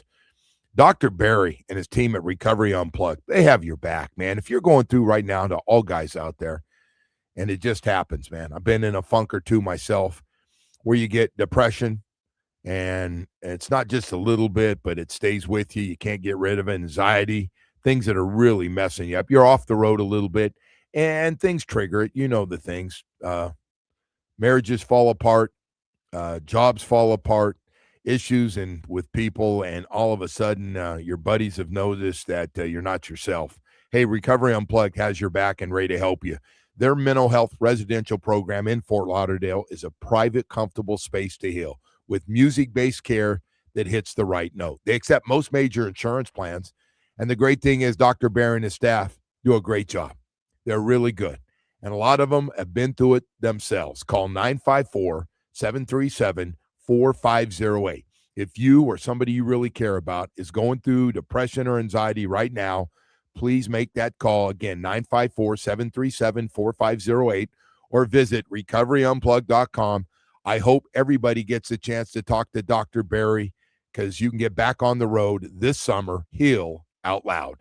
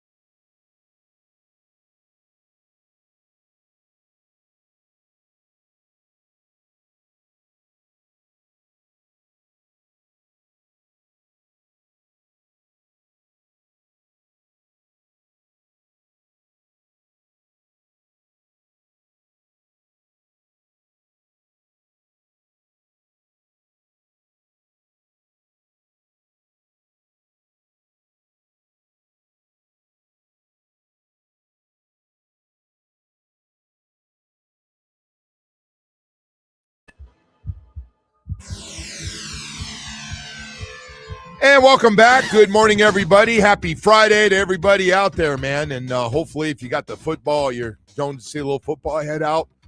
Watch the Dolphins open to the public Sunday. Excuse me. And if you can't, we'll tell you all about it. Dave Hyde's with us this morning. Dave, as I'm choking on myself, just drinking some water. I think I had too much coffee. That's usually the problem here. No, it's falling apart. Well, this is going to be a really interesting one to watch. The 76ers this year. They've got so much talent. You brought this up before, Dave. But sometimes you put a team together, and look, on paper, it looks like, oh, my God, Maxey coming off a year where he scored 28.3 points a game. Brown scored 28.7. Embiid only played 38 games, but had almost 27 points a game. LeBron averaged 21 a game. And then you got Edgecombe and Anthony Simons averaged 16 and 14. Dave, I've never heard of a team that had three guys that scored 27 or more points in a season. Now, and you won't hear about it again on them next year because somebody. And one's not LeBron. Somebody's going to, sort of like when the big three came here, Chris Bosh numbers took a hit. You have one basketball. This is the old football thing where everybody's used to catching, across the board. Hey, I get 70, you get 90, you get 80. And then you go, well, we got one little problem. We got a lot of really good players. And all those numbers are going to have to come down. But I tell you every what, one of LeBron won't have any problem with his scoring number. No. Remember, he led the league in assists by over one. Is like 10.4 1 year or something like that, and it was over one assist ahead of the next guy. So he'll be happy passing the ball. He'll fit in with any team. The question I'd have is Jaylen Brown and Maxey. Maxey's used to running the show there. Jaylen Brown. Two of the leading scorers in the league, right next to each other. And Jaylen Brown said it was his most fun year of his career because he was the man. Now he's coming. Is he the man in Philadelphia? Yeah, they got one basketball. The old one football, one basketball. That's what you have, one basketball. And I am curious to see, and if they're losing and certain guys aren't getting enough, do we get a little of that Chris Bosh? Like, hey, I'll never forget. I was standing there today. Chris Bosh goes, you realize you guys getting on me about my numbers are not close to what I did in Toronto, because he averaged like 24 points a game in Toronto last year. He said, they don't have any plays called for him. Everything goes through D. Wade and LeBron. You can't. So a lot of those guys' numbers are coming down. And then LeBron and Wade had to work out how they were going to play together. And I remember Pat Riley saying it has to be them. They have to figure it out. We can't tell them it's LeBron, you're the guy, or Wade, you're the guy. And it took till March of that year, almost a full season before Wade clicking. Finally said they worked it out where, okay, LeBron, it's your team as far as running it at the end of games and in critical moments. It is going to be fun to watch. Oh, it'll be great. It'll be great theater. I mean, you know the whole deal. You know the personalities. You got some big personalities there. Obviously, Embiid only played 38 games in a regular season, so he's healthy. He's working hard now. He convinced. He's working hard. Yeah, he won't injuries. He told LeBron, I've really taken care of myself. I'm feeling better. We go through this every year. I think he's done this like 5 years. You do see guys grow up at some point and take working out and staying in shape more seriously. The problem with Embiid is his whole career he hasn't. So all of a sudden, is he going to? I know, but before his knee problems, man, he was really good. He's a hell of a player. Oh, he's very good. Can he stay healthy? Not just the regular season, 4 straight playoff series too. I don't know, one basketball and a lot of guys that do a lot of scoring. And the way I look at it, everybody's numbers got to come down. You know what else is going to be an issue if they don't win in the way people expect them to win is LeBron living in New York City. Because I've talked to people in Philadelphia, someone I know lives in Philly, because, people are talking up here that they love LeBron's playing here, but what's that mean? He doesn't like the city? He doesn't like, and that's not a city that'll it'll say, "Oh, it's okay." They LeBron. don't want to take a back seat to New York. They boo a little up there. They have hard-edged opinions. So if they win, everything will be great. Everything's going to fall back on LeBron when this is all said and done. They're going to get on him because they're going to say he chased this team, and for good reason. He said it. I got a chance to win championship with this group. And if it doesn't work, and by the way, they should win 60 games. That's not crazy. 60 and 22. Well, they can have one of those three guys out 58. every night, and they'll be fine. Yeah. The problem is not problem, but the issue when all four are in there, and who's handling the ball, who's at the end of games is getting the shot. That's going to be fun to watch. It would be more fun to watch with the Heat, but if LeBron had come here, I'm surprised the other dominoes haven't fallen yet. It's been a week, right? And DeMar DeRozan, Klay Thompson. Yeah, well, there's a lot of teams still need more pieces, right? Still for this thing to work, and you need a bench, and guys are going to miss games. We know that for sure in the NBA. Hey, so anyway, we got the Dolphins day 3 today, and as we have beaten up already on this show, a lot of 11-on-11. Have not seen one-on-ones, have not seen any 7-on-7. I'm starting to wonder how much 7-on-7 after hearing the head coach talk about how he feels about 7-on-7. It's just so funny because you can't turn on ESPN on a weekend without seeing 7-on-7. Now the girls are playing a lot of flag, the girl stuff. Hey, flag football's exploded. It really has. As soon as it went Olympic sport, it was like Roger Goodell got that call and said, hey, flag football's in the Olympics. And he went, thank you. The Olympics are doing anything to try to get TV ratings at this time. Because what is flag football? Why is it in the Olympics? That's the silliest thing. But I'm trying to relate it to another sport. Okay, in basketball, 3-on-3 leagues. I would much rather watch 3-on-3, because we do have 3-on-3 leagues in basketball, than watch 7-on-7. I was going to say, football. But the difference is 3-on-3. Look, if you look at basketball and you break it down, the triangle is an essential part of basketball. 3 guys work the ball and work how they're going to play. 7-on-7 really isn't an essential part of football, in that the line play often dictates who wins and loses in football games. So 7-on-7 is like this fun offshoot of what football really is. When Coach Hafley says why he doesn't like it, I totally get it. Because you're sitting back there and the guy's throwing a deep pass pattern down the middle of the field, and you're going, hey, would somebody have gotten there? The guy held the ball for a long time before he threw it to him. Or a deep square in and guys are wide open. There's no pass rush, so you have no idea how often you have no pass rush in a game. He 10% talks about of the time. He talks about giving you a false sense of rhythm and timing. Right. And you understand what he's saying just by what you're saying, that quarterback can sit there and pat the ball a couple times, and the receivers. But you know what's crazy? The 11-on-11, you view things.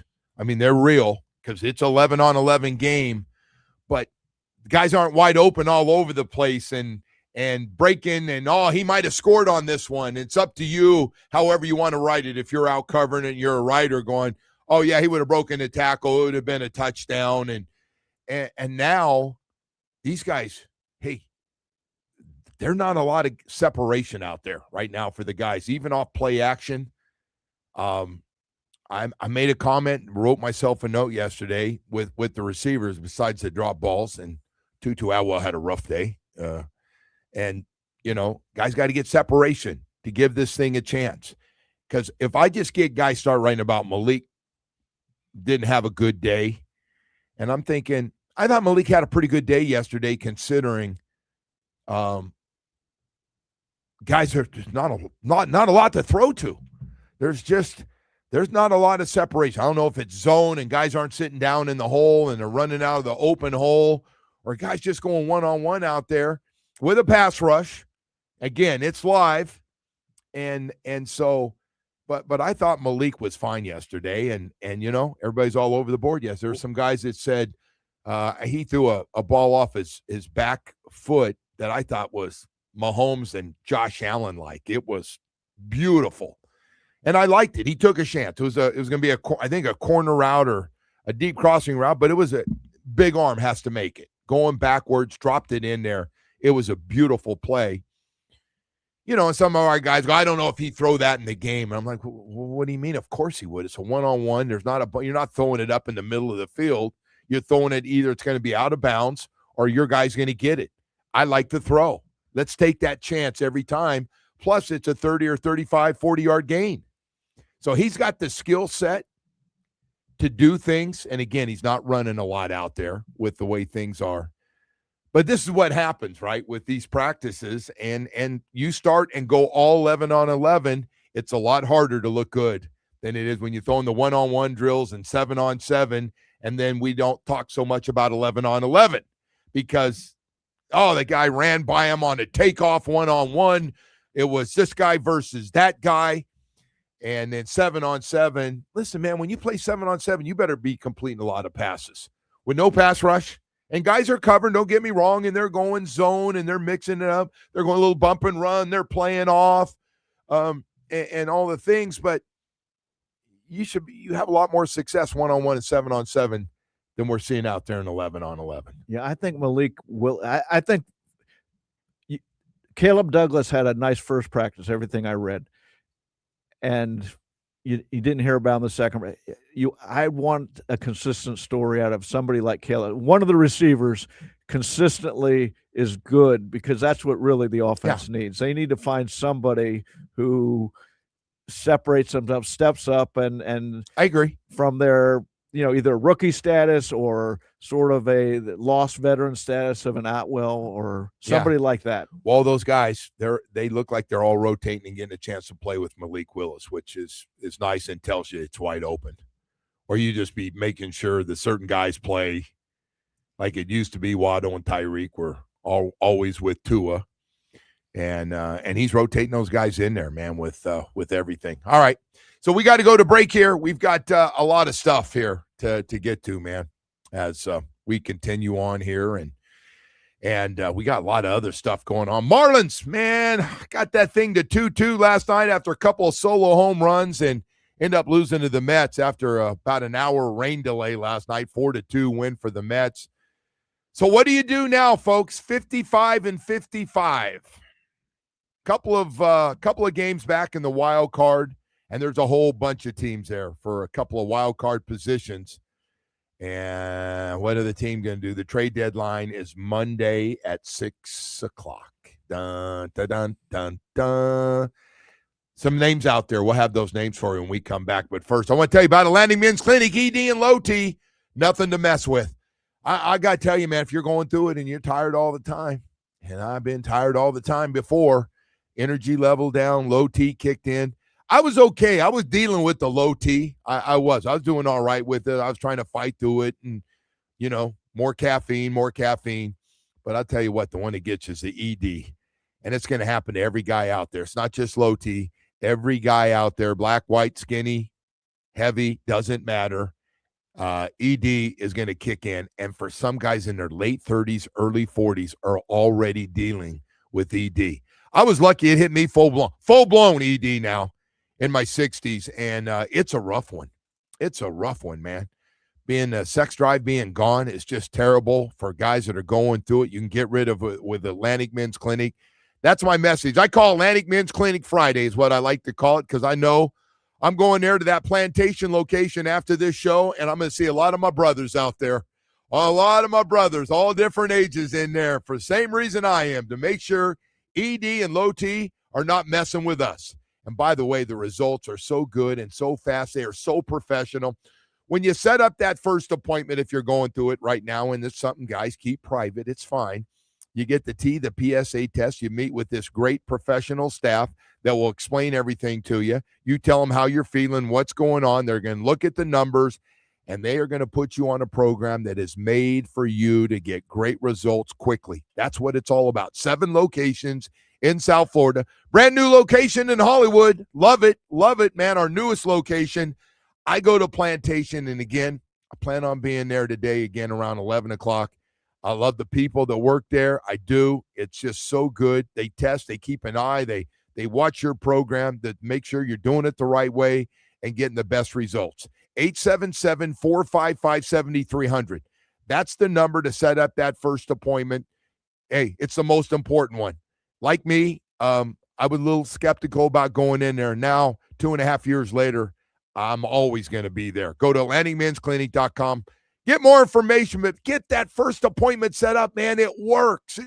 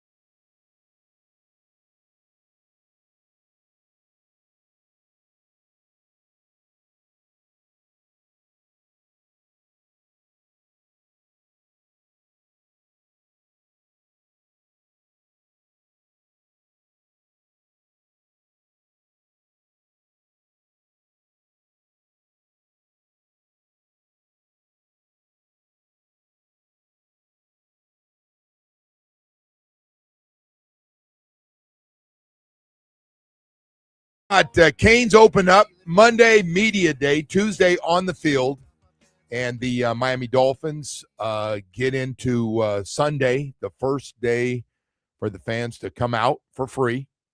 And I don't know what they're telling everybody. I just tell everybody, just go out there.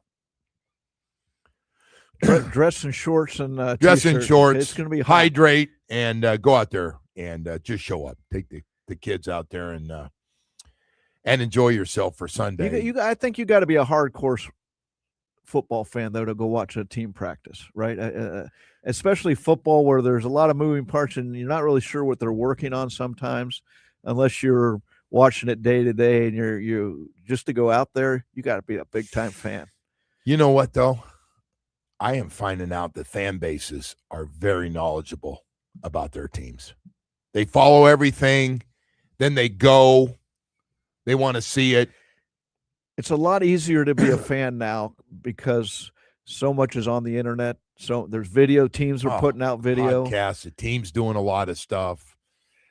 There's a lot, like you said, there's a lot of video to show the plays that we talk about, which, So yeah, there is a lot of stuff, and fans go out there and they put video on their own stuff of stuff they see, and I just think this coach and general manager are going to be super fan friendly with everything, just from his comments when he comes on of what things are going to be like with this team. Right now, they just got to squeeze everything out and development, quick development of these guys and get caught up to have a competitive product. That's got to be the goal, Dave. Squeeze what you can out of guys, whether they're rookies going into year 2, going into year 3, or all the guys that are here trying to get their careers going again after whatever just happened as pass rushers or wide receivers, because I think of those guys the most. And this is a great opportunity, man, at a lot of positions seem wide open. If you play well, you could find yourself starting in the opener. Opportunity is there. The good news about their game plan is they got a lot of one year contracts, and they got a lot of first and second year players, and they're telling them just go at it. And so they're going to get the best of everybody, what everybody has in training camp, either guys trying to resurrect careers or find careers or start careers. The question is the talent level. I mean, that is part of it. I agree. But the other part of it is, especially early on, you got to coach these guys up in this system. And we're going to be looking at coaches. They got a lot of big coaching staff like everybody in the NFL. And I just think, you need to see improvement. You need to see guys catching up. We're going to have to play a lot of young guys, man. There's just no way around it. You can work around 21 draft picks this year and last year. How much of it of the past, which talking about the present, 21 draft picks, was draft, and how much was development that a lot of them didn't work out? That's a great question. That counts on who you talk to. Yeah, because you heard it both ways around there. I always lean towards drafting. So you know what's very funny? This has been going on around here. We have been part of this, what I'm about ready to say, and I'm going to keep it generic because I don't get in trouble through what Jamie puts out and people call me, why'd you have to say that, and all the BS that you have to put up with sometimes. This is what happens when a coach is down coaching and the GM sits up with high-ranking officials and they're going, what the hell's going on? He goes, I don't know why he won't play this guy. And meanwhile, that guy's playing the guys he thinks is best, or the guys he thinks give him the best chance to win, and they're not always on the same page. That has happened in the past here. Let's not even talk here to names. Look at what happened in Buffalo this offseason. Sean McDermott gets fired as coach. Meanwhile, you look at the roster and you're like, they got one great player. They have one great player in Josh Allen. I was shocked. I was shocked he lost his job. And the GM is empowered. Not only keeps his job, he got a promotion. Yes, it's a great example. And it's there. That's what happens in professional sports. And now we talk more to the coaching staff than we do the GM. The GM at some point goes into a hole and you don't see him for about 6 months. And the coaches are always saying that. I believe these two will always be on the same page. No, They brought it. They brought it. They're not coming in from different guys with different personalities. We're going to see because there's going to be, especially this first year, there's going to be a lot of. I just think it's going to be a lot of leaning Sundays out Dave, there. We saw it, and everybody brought this up with Mike McDaniel, and nobody's really talked about this. When Mike got here and his style, and he made it clear, I'm a coach's guy, and we're a team. Remember, he said we're all teammates. He just said to players. Yeah, to players. He said players and coaches are teammates, and told his coaches, hey, I don't want these guys getting yelled at. I want them coached up, but I want them, but it's the way you do it. I don't believe in the old school stuff and all that stuff. And his system, and he was being cool, and he was mic'd up like, hey, bro, look at you, man. Hey, everybody, and oh my God, Miami Mike, he's really cool. And I remember, I don't know who was the first one to say it. Hell, it could have been you, Dave. Said, this is all great. Let's see what happens when they lose some games. That's always the issue, isn't it? All right, so everything's cool. Your shoes look great. Your outfit's cool. I know you spend a lot of money on those shoes. You're one of the guys. Talk like them, everything. And then like, what happens when you lose 3 or 4 games? What happens when all of a sudden you only lose, but now some of your guys are checking out on you? How do you get everything back?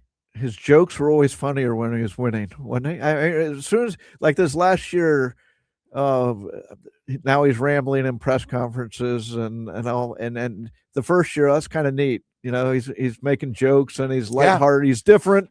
He's the unfootball coach. I think he's really good with the media. Mike was really good with the media. He was. I mean, I understand the sound bites, like the question, and you're like, he just talked 2.5 minutes. You never answer my question. Yes. Yeah, but he was a nice guy. He could be very good, on some answers. I thought his sense of humor was like off the charts, right, for a football coach. Now, again, it comes down to he's not funny when they're losing. No. Then he doesn't sound like a football coach. He doesn't, he brought an assistant coach's mentality to head coach, being friends with players, saying, hey, I'll get you your next contract. Those are motivations of a assistant coach.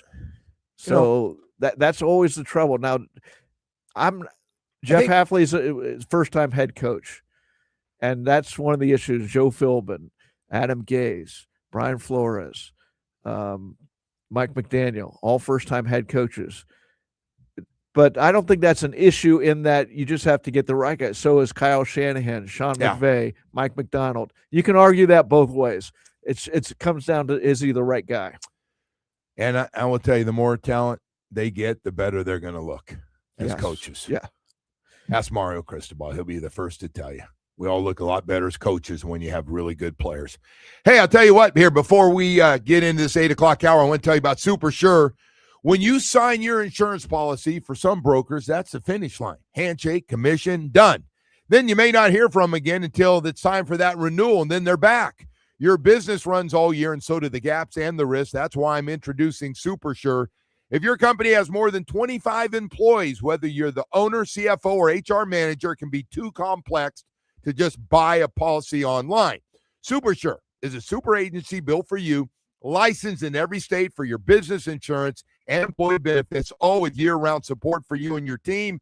At supersure.com, you can access tools like fine print facts, which translates your current policy into plain English so you see what's covered and what's not covered. Plus, a business value calculator so you can estimate what your business is worth so you know what actually needs protecting. Go to supersure.com. One super agency, one powerful platform. All your policies in one place. Go to supersure.com. That's supersure.com, paid for by Supersure Insurance Agency, LLC, a licensed insurance agency.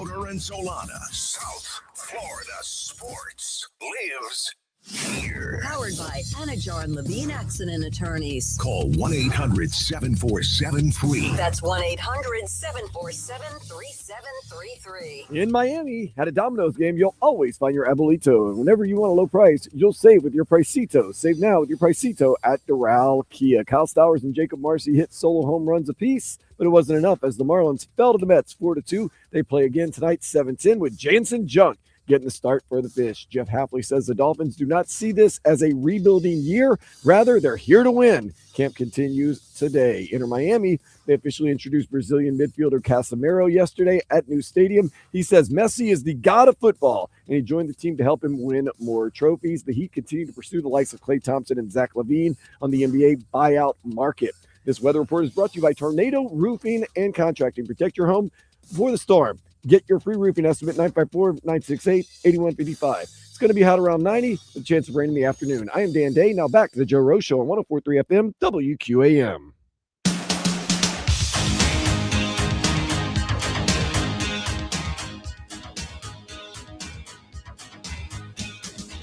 All right, welcome back. Good morning to everybody here. Dave, I see what's going on over there. I see my two Florida lobsters. Thank you so much for bringing them in with me. Dave Hyde. They're all chill. They're just off ice, two fresh right out of days, the water, on ice. 2 days in the Keys, knocking them out Lobster legally. Season. Yeah, you did a good job. Yeah, now and you talked about it so much, Joe. I just felt I can't like believe you brought two. That is so nice. But I'm going to prepare them for you, okay? So you just have to set them on the grill. Okay? Let me see. All right, what I'm you watching. do is got a pair of scissors. All right. Here's the lobster. We were showing it on YouTube to viewers. Yeah, I feel like I'm on. No. Most of people can't see it, but that's okay. One of these. The guys out working today are listening in between jobs and stuff. They can't. But go ahead. So what you do? You take a pair of scissors. Joe, you're a dumbass. You don't know how to do this. You cut down the shell. I see you going right down the middle. Cutting down the shell, and so right down the middle. Yeah. Hear the sound. You take the head off, obviously, when you do it. Twist the head off, comes right off, and right. Now I'm going to open the shell, and I'm going to make sure I didn't bring a knife with me, but I'm going to pull the shell back so the meat comes off the shell. Then all you have to do is cook it, and 6 minutes. Put some butter on at the end, so it melts right in, or whatever you want to put on it. Yeah, it's gonna. People put different things. Yeah, and then you're all set. I wrote about how lobster mini season works, and me becoming a person at age 50 started to go out on the water. So late in life on Substack.com, you can Google my name or go to Substack.com and hit the subscribe button and get all my columns there since I've left the old, staid, boring world of newspapers. Well, I got news for you, man. You're making things a lot easier for me because you're doing something I was going to have to do when I got home. When I heard you hadn't done this before, I figured I better do the preparation. I just got to make sure the wife knows how to do this. Now it's very simple. You just put it on. You put the grill on. Yeah. Set them on the grill. Okay. About, I'm guessing 6 minutes. You're gonna have to check the meat to make sure it's cooked inside, and then you're good to go. Can you overcook it or undercook it? Well, it's like chicken. It's a little rubbery. Well, that's what I wanted to know. Yeah. Okay. You don't want to undercook it. The meat then isn't, and so you're just gonna have to kind of get a feel for it. You're gonna feel for it, Joe. You can. I have faith that you'll be able to figure it out. Boy, my first time, I don't know, but it won't make. I can tell you, won't make dinner tonight. It is definitely on the lunch grill. See there, I'm showing the YouTube viewers that's cut nice, down Dave. the middle, and you're all set, Joe. You're all set to eat. And by the way, the wife doesn't like anything out of the ocean, so I'm in good shape. She doesn't like the ocean. She doesn't like key lime pie. She doesn't like the ocean. No.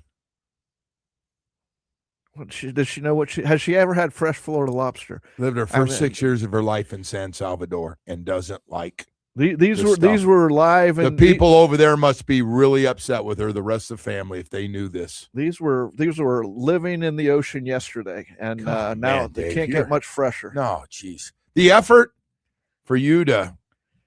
Honestly, I thought you were going to shut it down the rest of the week. I didn't think you're going to be coming in here. Now I've separated the lobster from the shell completely now. So It'll be very simple to cook. God, that's you're all set, Joe. Well, that just took a lot of the work there, so we didn't just chop and butcher the whole thing. You're all set. So thank you. You're all set to work. I appreciate that. That's Dave Hyde, and you can get that on Substack.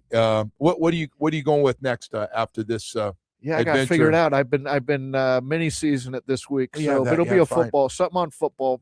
Probably the Dolphins this weekend. I'm not exactly sure what. Well, listen. One thing about it, I have said our fans are very educated on what everybody, except these rookies, we remains to be seen. I think we're all curious to see what's going to happen at the second safety position. We're curious to see who's going to line up at wide receiver that you can trust, that makes some plays. And then defense, then on offense, the right guard position is going to be an interesting one.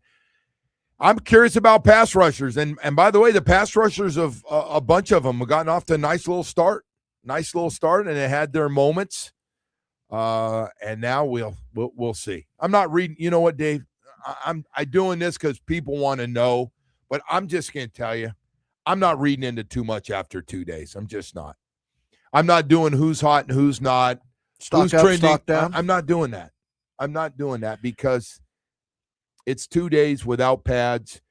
Next week, if people want to start doing that, great. You'll be in pads and everybody's got time to. That's like crack for Dolphin fans, though. Like in June, writers are doing stock up, stock down, right? Off a June practice. Well, you brought it up. The Dolphins put out, and Travis has with him, has a lot of the highlights. When he's talking about something, and he's actually getting from the team video of the play, including the Malik Willis throw. I don't know. I guess some of our writers weren't impressed with throwing on his back foot, going backwards.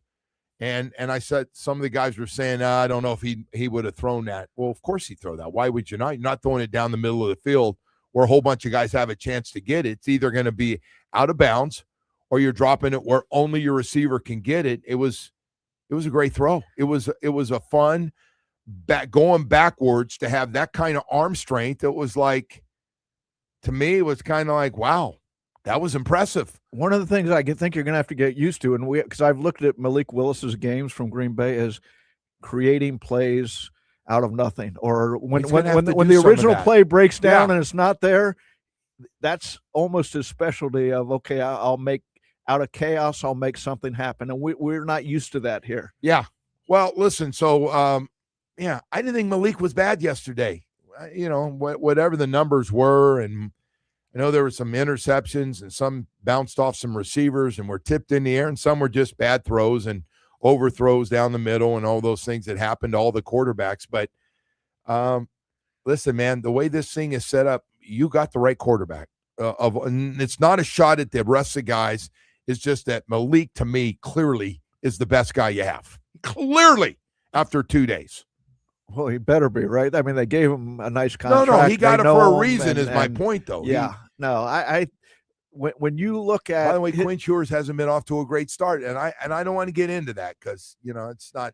He shouldn't have been put in a position where people are saying, yes, Quinn Ewers is he should be the starting quarterback or competition or whatever. Right. The idea is, I never understood the whole thing of competition with, they're not having competition with Quinn Ewers. The idea is to raise the talent level and then have a competition.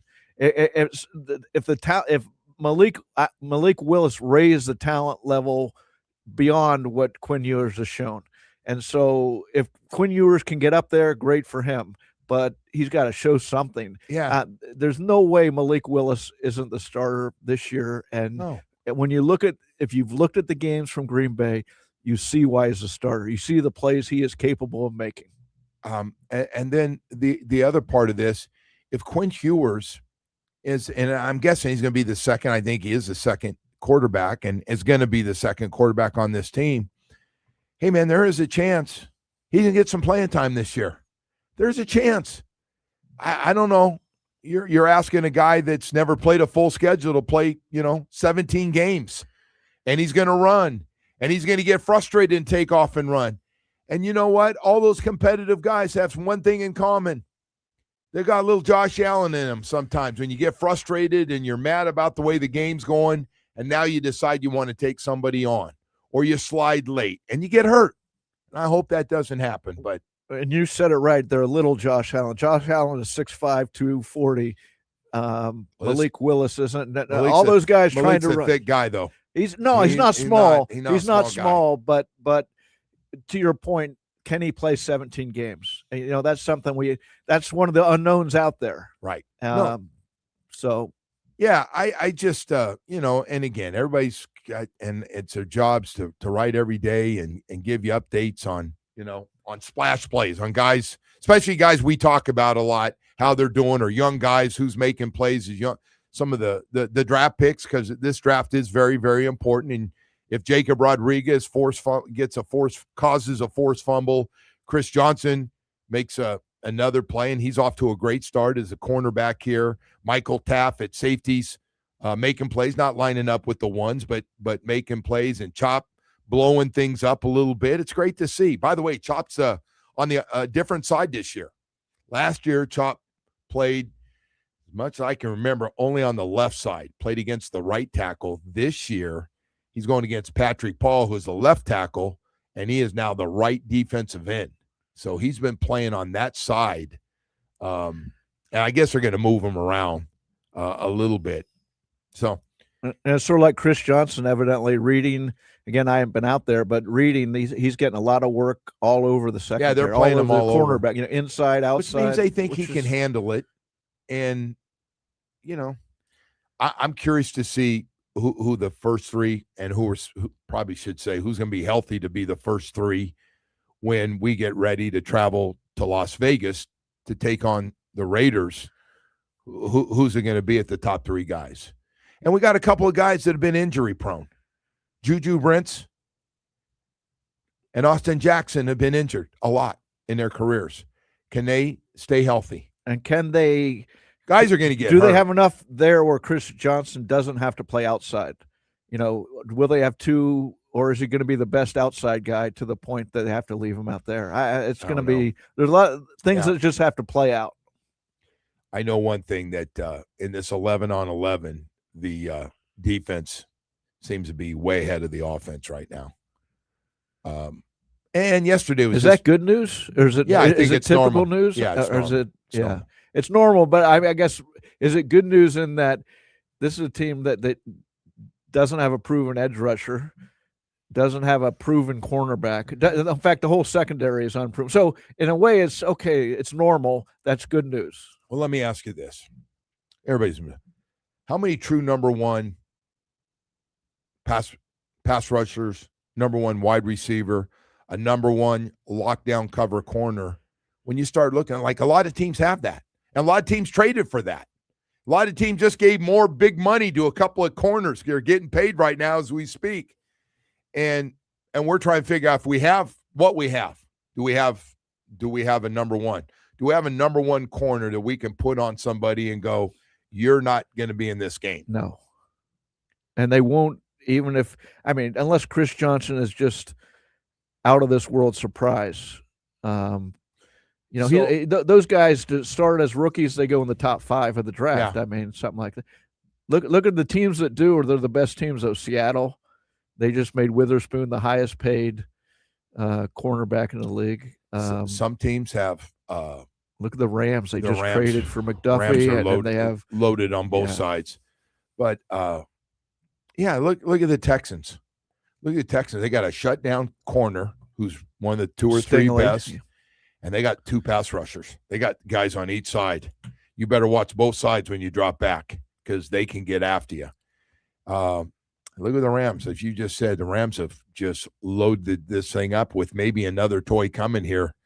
As soon as this camp gets towards the end, they could be getting a Hall of Fame defensive pass rushing tackle. Who sat out to you. And they just say play 15 plays a game. We're not going to ask you to play 60. Play just 15. We'll spy you in when we need you. Yeah, no, it's going to be wild.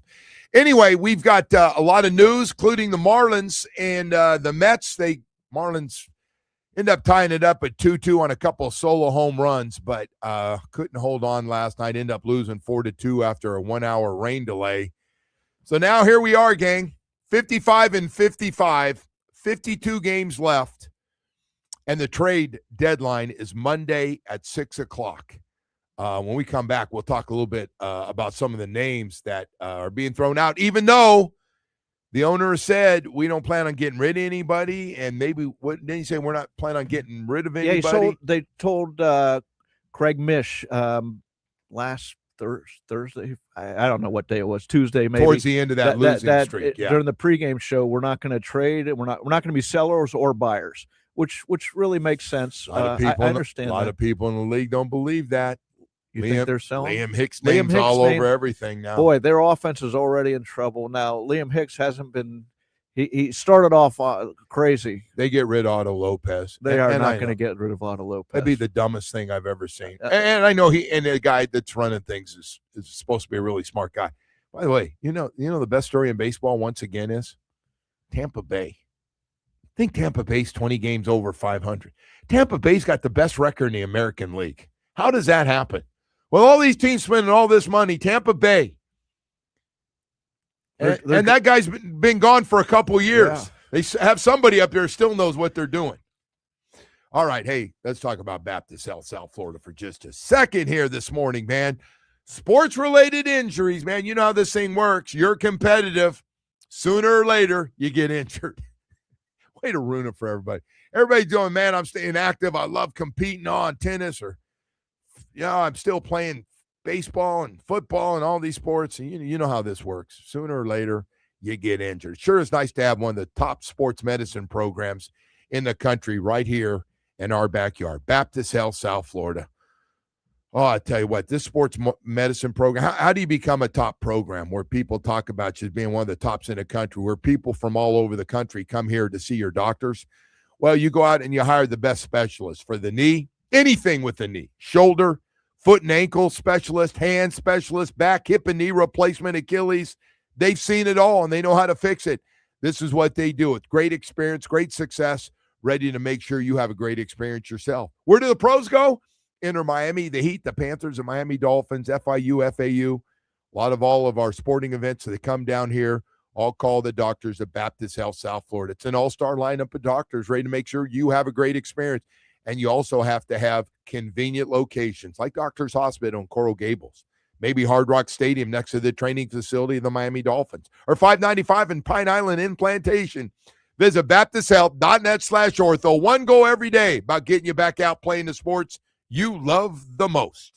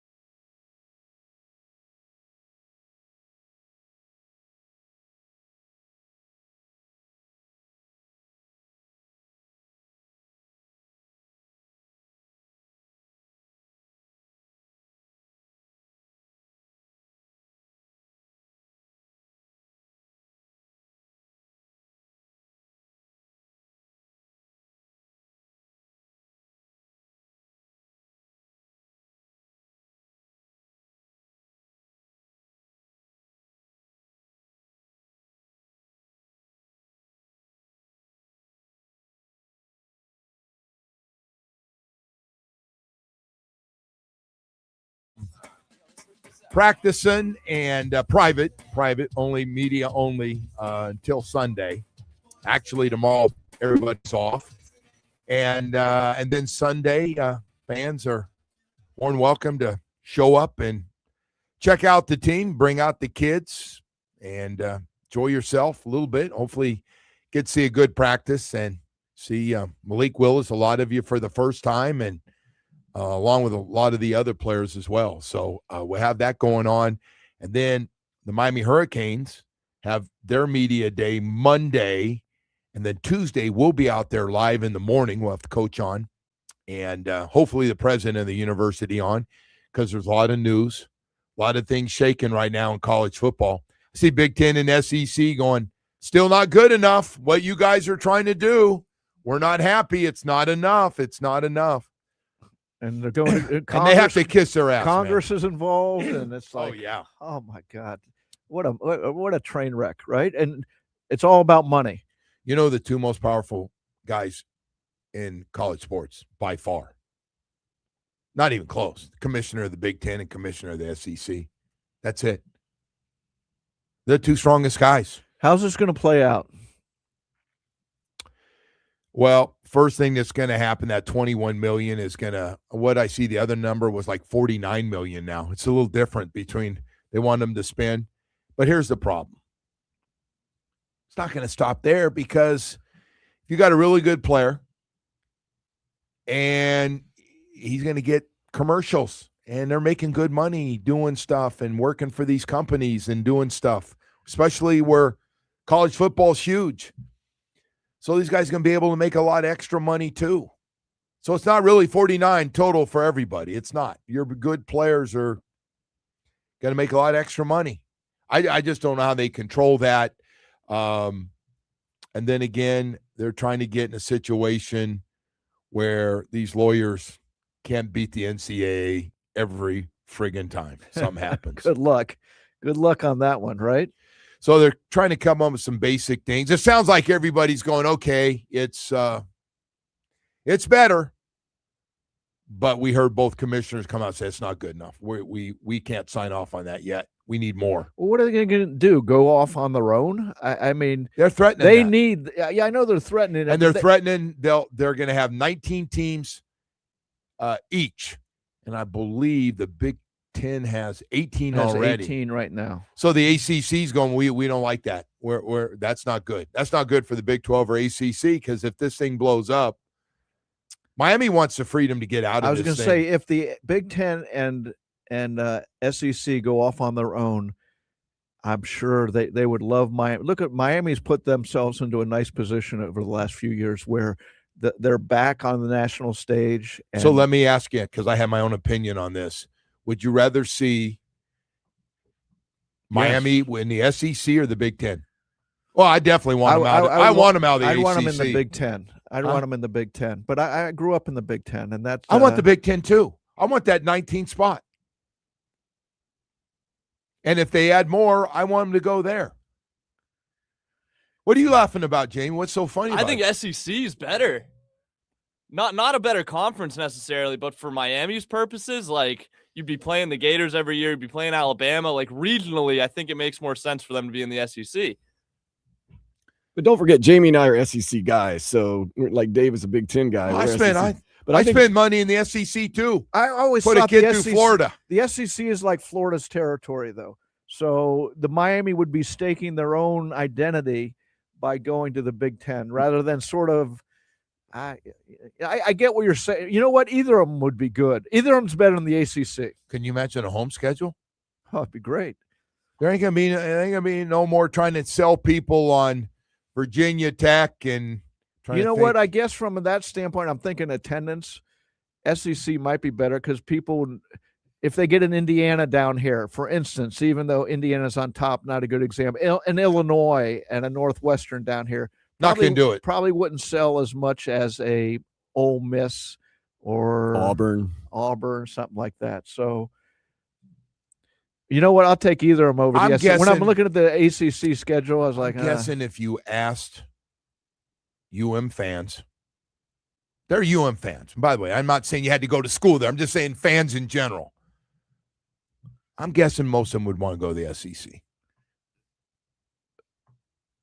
Huh? Or am I wrong? No, I agree with you. I think so. And I'm thinking, okay, which one would they have the better chance of winning consistently? And they're both of them a dogfight. Both of them are the same in that regard. Although the SEC By the is way, overvalued. Look at their bowl record last year. Not good. I think it was 4-10. And when you go to the West Coast, you ain't playing Cal and Stanford. You got to play Oregon. And Oregon's one of the best 4 or 5 teams and will be every year with the amount of money and what they're doing. Facilities. Just like everything. the Big Ten with Ohio State and, well, Michigan's been down, but now Indiana's up. Oh, Penn State's down. We're not used to seeing Penn State down. They've always been right there at the top. I was wondering why Jamie gave me that look like, really, I think from top to bottom, the SEC's a better conference in football. Do you agree with that? I'm not even saying better the conference. SEC thing. He's just saying from a partisanship that there's more people are more invested down here in the SEC because of Florida than the Big Ten. I agree. Well, you got to take Florida State with you too. Mm-hmm. Florida State, we're a package deal. I'm serious. I'm not joking about that. I know Florida State's down right now. And Florida State we got to stay together. I don't want to lose that.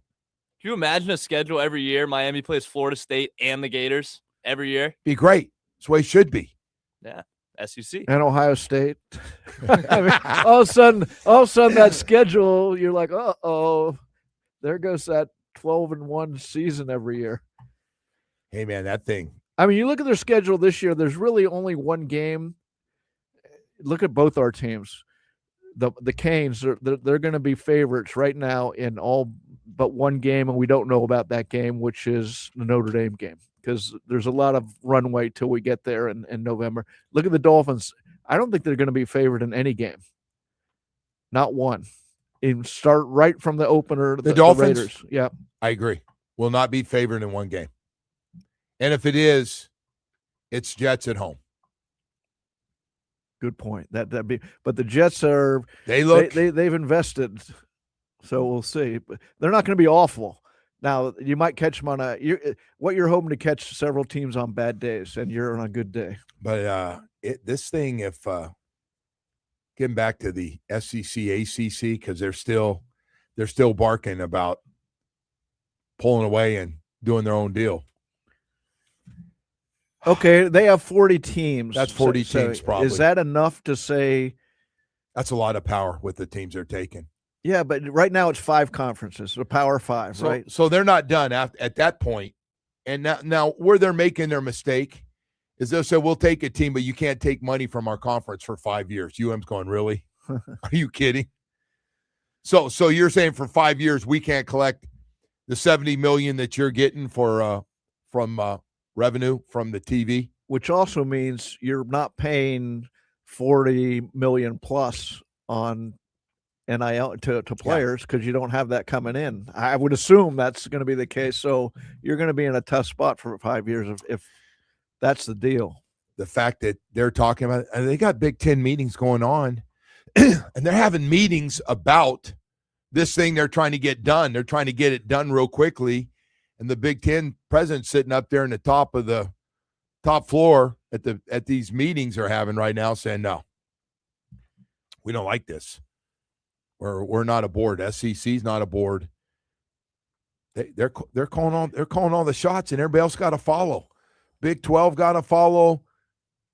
We have no say so. ACC, but Joe made it clear we're not getting left in the dust on this. I was going to say Miami's the best thing about this for Miami is they're now in a position of who does everybody want? Who does Clemson jump in there too? Is Clemson one of the teams everybody would want? Not lately, not off the last few years.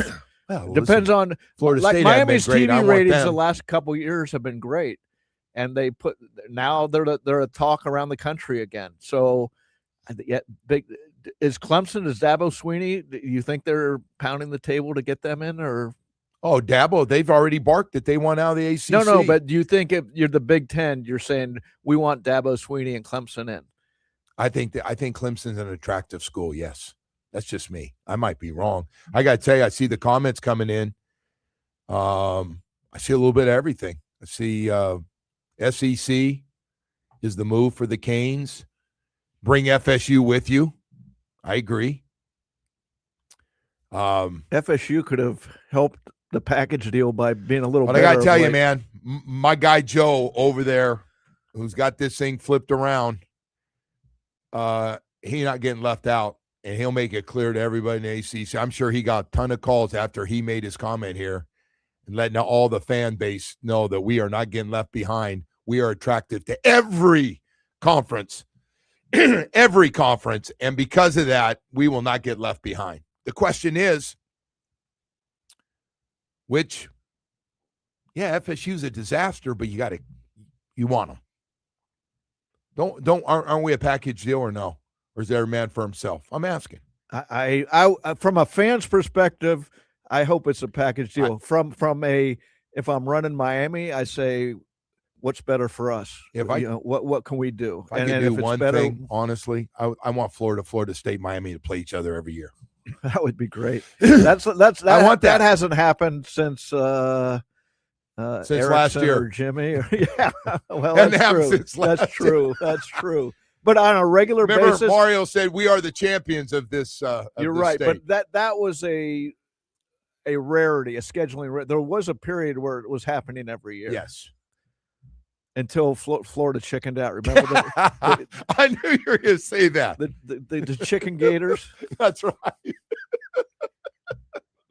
I like this new Dave Hyde. I do like this new Dave Hyde. Hey, man, time to tell you about your South Florida Chevy dealers this morning. This weekend, I'm just saying if you're looking for a truck, make sure you stop by your South Florida Chevy dealers. First of all, we're loaded down with trucks. Second of all, we got great deals on trucks. And the most important thing is we got great trucks. Chevy, Colorado. Listen, it's got a lot to offer. It really does. The Colorado Custom to the ZR2. It's got the right tools to exceed your expectations. But I'm not done, man. The Chevy Silverado. Let's get to the big cleanup hitter. Got the custom Trail Boss to the Silverado EV. We got 10 models with 4 powerful engine choices. Silverado delivers an impressive balance of strength, dependability, efficiency, durability. Listen, man, it's got some great trucks. I always say Silverado makes a truck absolutely perfect for your lifestyle. Man, they're our number one sellers for a reason, man. The Chevy Silverado HD, the powerful LTZ, right over to the biggest truck we have, the Chevy Silverado HD High Country. Just comes down to what you want. Is it about full-time working truck? Is it about still getting the kids around on the weekend, having plenty of room for your whole family? Or is it still about also having the room to pull your boat around and your wave runners to enjoy the weekends with your family? We got a truck for you, man, and great deals. Got to get you to one of the 14 dealerships this weekend because I promise you are in for a great experience. Tell them, hey, Joe said to take a test drive. Then I want to sit down and get this deal he's been talking about. You're going to get it all, man. It's your South Florida Chevy dealers this weekend.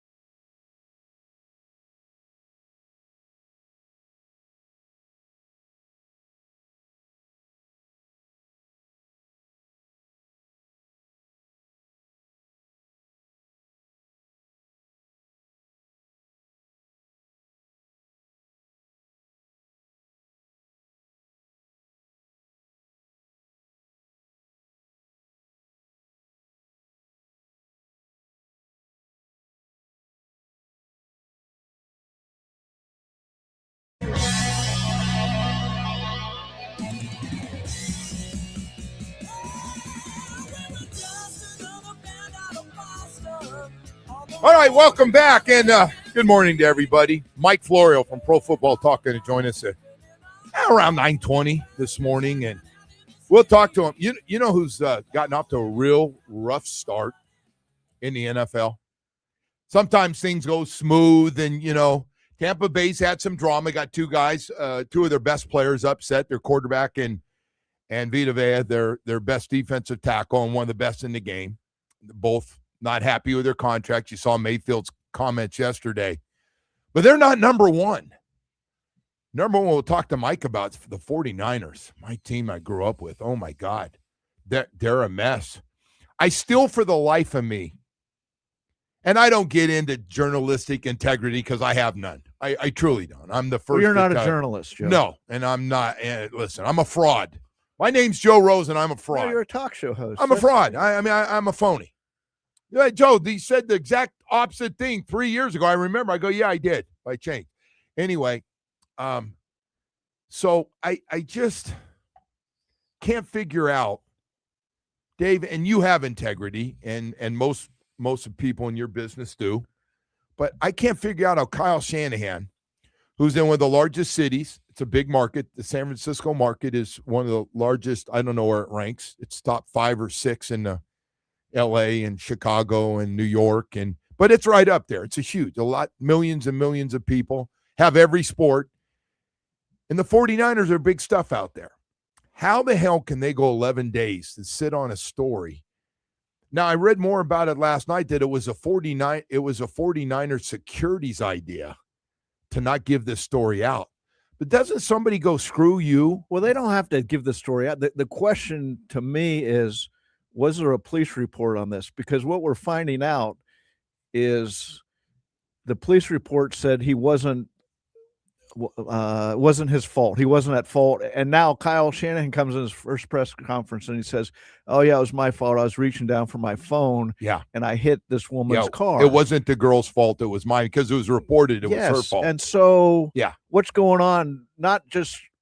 What's going on with the police? That's where I'd start. In that they have to report an accident. Very Palo Alto is by Stanford. It's a very, very wealthy area.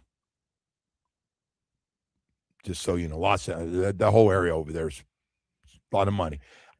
It sounds like they were trying to protect Kyle Shanahan. Of what, though? What's their recovery? That's my point. Just get the truth out there. And so they had an accident. You know what I thought right away? Yeah, of course. Everybody thought, right? They had some girl with them in the car. Or something.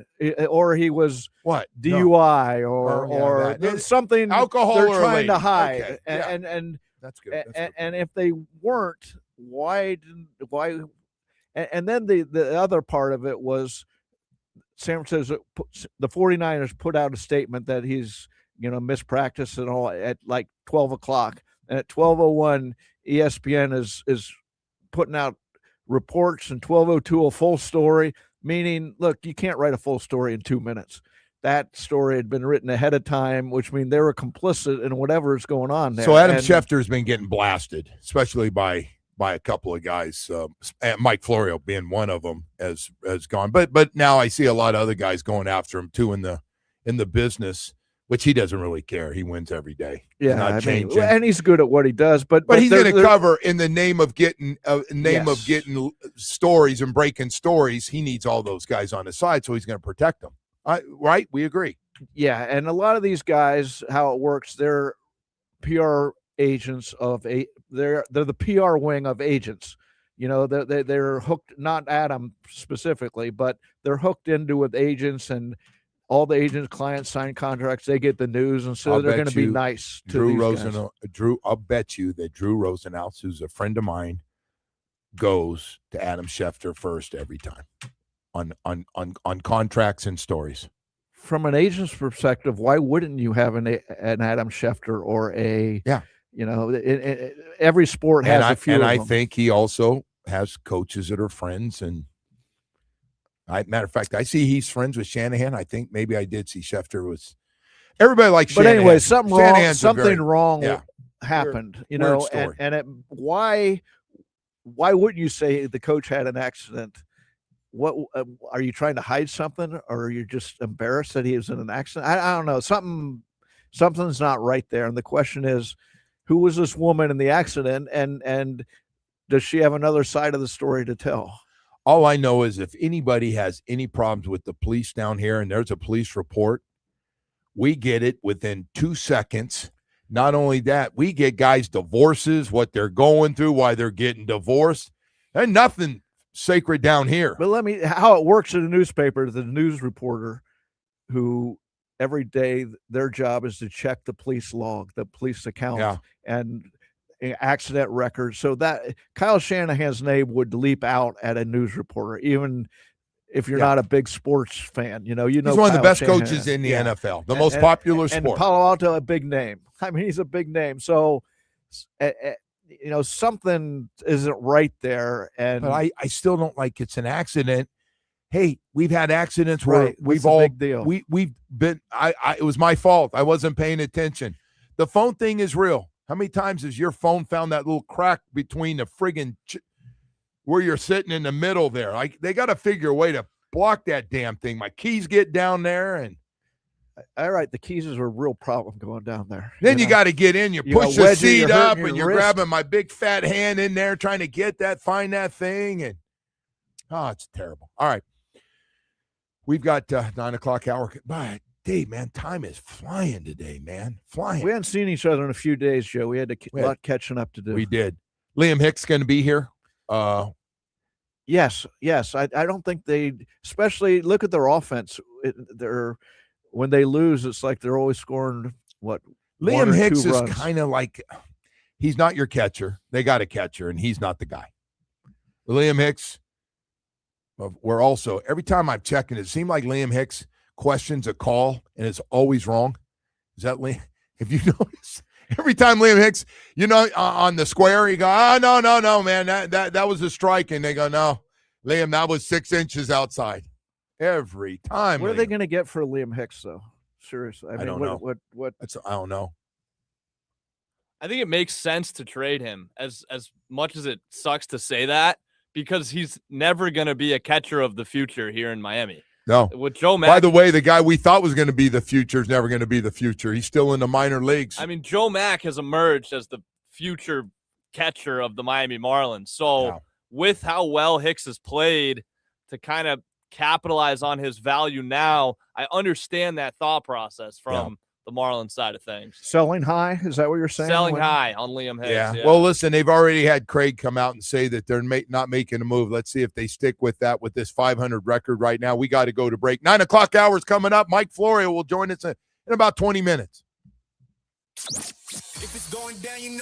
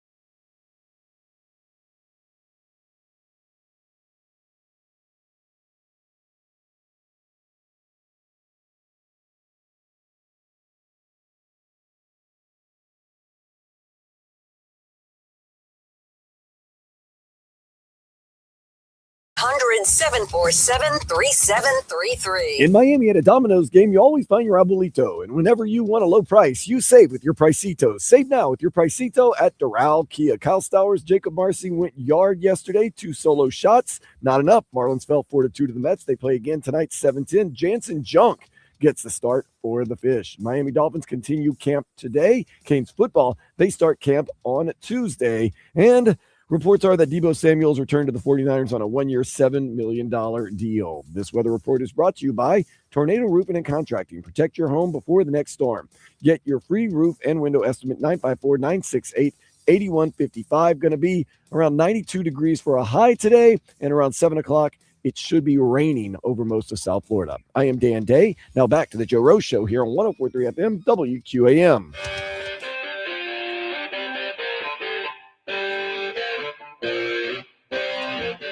Hey, you know what they say when you hit a 9 o'clock hour on a Friday? I got to be the first to say it. Nobody can mess up your Friday now. You're down to 1 hour, Joe, to the weekend. Nobody can mess it up. No way to mess it up. My car's got to make a decision today. Do I go watch practice? Do I head out to play a little tennis? Maybe a little walk. That's where I am. And then I'm going to overeat for lunch somewhere. What do you mean somewhere? You got lobster here, Joe. You were talking hours ago. You were talking about lobster. I'm sorry, I prepared Dave. It for you. I got my lobster. I totally forgot. Now you could have that for dinner. Forgot. You could have a nice healthy dinner. No. I got to take it out. It's going to be a lunch thing. And by the way, I got this rice. I got some rice. Yeah. What do you like? Wrong. Yeah. What do you go with the lobster? What goes well with the lobster? Your wife was making that lobster dish with pasta the other night. That was how good was that? You want to give her a little shout out? Tomato and paste, and then we put the lobster. I watched. She put the lobster on top of the pan and cooked it that way. Then you put the spaghetti on top. We had lobster pasta. So good. That's why I look forward to mini season. And, I could tell she's in a good mood, which tells me she was really looking forward to eating those lobsters, too. Well, she cooks. She likes to cook. Or I don't know if she likes to cook, but she Dave, cooks can well. you say, and be honest, is she a really good cook like She's I think she is? Yeah. That's how I feel about it. You think I'm going to come on here and say, even if she wasn't? No. I'm from the heart. By the way, that wife of mine we were preparing it, she said, I was talking to Jimmy Johnson once, and he's talking about microwaving lobster. I said, what? And I texted Jimmy. I go, do you microwave lobster? And I get a phone call from Jimmy, and he walks me through how he prepares his lobster. He does microwave. He puts it in the microwave. He told me for a minute, I believe. No. I have to look at how long it was for, because he actually. It just seems to me that Jimmy Johnson's ruining a lobster when you said that. That's what I thought. That's why I said that can't be right. And it's his regular thing where he puts it in the microwave, and then he has a sauce made up, and that's how he likes to have them. Everybody has their own way. No, Joe. I get it. It's like Bubba shrimp. We can boil it. We can bake it. That whole line. So you're saying I really can't screw this up? Well, you can screw it up, but you can put it on there too long or too short. Too long, it gets tough. Too short, it's raw meat. So you're gonna there is a little You're bit saying of it can't be raw because people say, well, make sure you go a little raw. Then that tough. Yeah, you one. don't want to do that. Yeah. You don't want to do that. Damn, anyways, damn Jimmy Johnson in a microwave. Here it is. Let me find it. He says, slit the tail up the middle like we did. You did. Good job. 4 tails, just under 6 minutes, 90 seconds per tail. That's what he puts in the microwave. So there's the recipe, everybody out there. 90 seconds. From a Hall of Famer. 90 seconds. Right, that's what I put him on I do the grill. Is he still going down? Is he still going down snorkeling? He didn't go this time. He had another engagement to go to. So all right. Well, listen, we have this Mike Florio going to join us coming up here. I see we did kind of get everybody jacked up about the Canes. If for some reason now they're just barking right now. There's no bite, but they're trying to get some things approved. And let's be really honest, there's no question the two most powerful men in college sports right now, the commissioner of the Big Ten and the commissioner of the of the SEC. They just are. Nobody else has that juice. But they're going to have their own fight, aren't they? Or are they just going to merge and say equal? Is one of them going to want the leg up on the other? I think they need each other. I don't think they need each other. Hey, what happens if somehow we take the top 50 or 60 teams? It's too bad because I'm talking more than. If that's the case, I think there's 120 something D1 schools. It's terrible what I'm even saying that it's gotten to this. Like, hey, the rest of you guys are on your own. Go get your little baby contracts. We're going to take all the kids and the best players and the whole thing. But selfishly, I'm thinking of Miami. So if this thing does, and by the way, they're threatening the SEC. I mean, day one, he got up there and he goes, "Look it, you're wondering this is not a threat. We're frustrated, and we've talked to some of the presidents. We will leave. We'll go on our own." See, this is the hard thing about talking college sports, in that when they want to talk about it being a school, then they turn it's all about business. But then when you talk about it being business for the players, oh, no, it's college sports. They shouldn't be able to transfer and do their own thing. They make it about some higher learning and all that. So, well, not anymore. Well, they do, because they don't want guys can't transfer every year. Guys can't. Well, I think 1 year free agency is a joke. Okay. Hell, the NFL doesn't have. I mean, they don't have that.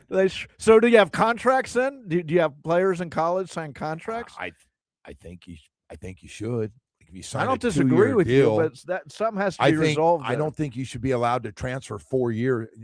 A 4-year transfer. You guy goes to the NFL and you look and you go, how many schools do you go to? It'd be like high school if they could transfer every year, wouldn't it? Well, that's the other problem. That's another issue. We do have some of our best players have been to 3 high schools. I know one guy, and you know one guy because he started at your wife's school, and he is now at American Heritage Plantation. I'm not taking shots at him. He can do it. They're allowed to do it. He might be the best quarterback in South Florida. He's committed to Texas. Bell's already there, by the way. This is a new quarterback in American Heritage Plantation. He's at his 3rd high school. And so, yeah, we got a lot of guys going. And I guess these guys' mindset is, why shouldn't I transfer? They're used to transferring every year if things aren't exactly how they want it, right, in high school. So they take that with them to college. But I agree with you that something has to be done to contracts or something to not transfer every year. But I'm not complaining about the money now, because it's big business. That's different. And they're treating it that way because they're talking about 12 games and then going 24 playoff teams. They're looking, by the time you get to that final game, look at the Canes. They played an NFL schedule last year. Well, and look over not that anybody plays a 4-year career anymore if you're great, but over 4, you play an extra season of playoff games now. So how many games is healthy for college football, and how many, from their future is right for them to play? Dave, the Canes played 16 games last year. 16. They played 4 playoff games and 12 in a regular season. They didn't play in the championship game. How do we feel about that? Not Canes, but just in general. It doesn't bother anybody now because they're getting paid. By the way, some of the college guys are making more money than the NFL guys in the same positions. A few. I mean, yeah, the quarterbacks are. Would you be surprised if I told you right now that Malachi Toney probably makes more money than any wide receiver checked at the top 3 receivers make together? Malachi maybe makes more than them. Think about that. Now he's the best. I wouldn't be surprised. He's the best receiver. Yeah. He's the best Jeremiah, freshman receiver. But he and Jeremiah are the 2 best receivers in college football off last year. I agree. I wouldn't be surprised, but you know what? He earned it. He earned it, but my point is, no, you're right. You're going to play a lot of games, and by the way, we're going to promote the hell. Hey, Malachi Toney is as popular a Cane player as I can remember. He's a rock star. He is. I went out to a clinic he was putting on. Hundreds of kids showed up out in Hollywood. And you got to see him when he goes American Heritage Plantation, the GameStop. The Pope walked in. He has a bit It's of crazy. a Steph Curry about him. He had normal He's sized fantastic. person, and he's who got can do things that change the way you look at football. We got Mike Florio going to join us next. We'll talk to him. Got a lot of stuff with pro football talk coming up next. Baseball coverage on WQAM is presented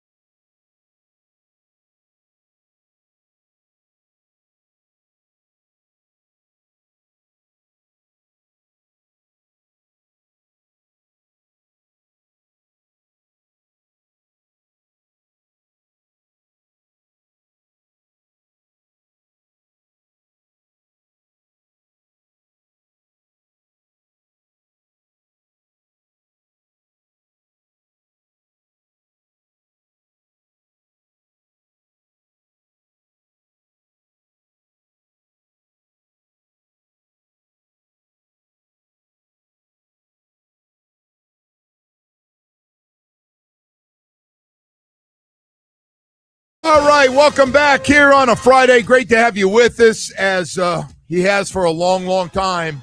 Mike Florio from Pro Football Talk joins us this morning, and boy, I'll tell you what, Mike, you've had a busy week of stuff. This Kyle Shanahan story's truly unbelievable. A car accident, and 11 days delayed on the announcement, and then everybody jumping on it. It's just strange. It was like they were hiding some big, a dark secret. There was a woman, or he was drinking, or something crazy to find out. I mean, he got in an accident. It was his fault. Why the 11-day cover-up? And you invite that speculation, Joe, when you deliberately conceal information that inevitably will be released. There was nothing to gain by hiding it. They were going to tell the world at some point that this had occurred. How could they not? How could they not have ever said anything about it? They wanted to wait as long as possible, and they ran it all the way until the day that they reported for training camp, when it would have been obvious that something was amiss, because Kyle Shanahan isn't there all the time and speaking to the media and doing all the things that a head coach would do. This was a failure by the 49ers, and I don't blame Shanahan for it being concealed, because he was dealing with the aftermath of the accident, which involved multiple injuries, any of which alone would be a pain in the ass to deal with. And you throw them all together at once. You put a broken nose and a broken hand with broken ribs and 40 stitches in your face and a severe concussion. Yeah. And he's still dealing with the aftermath of the concussion symptoms. He's not in a position to make PR decisions. This was a failure of PR by the 49ers in an offseason where we have seen multiple bad PR decisions by teams and by networks. We had the Patriots bungling of the Mike Vrabel thing. We have ESPN bungling its rollout of its layoffs last week. And now we've got the 49ers bungling this thing.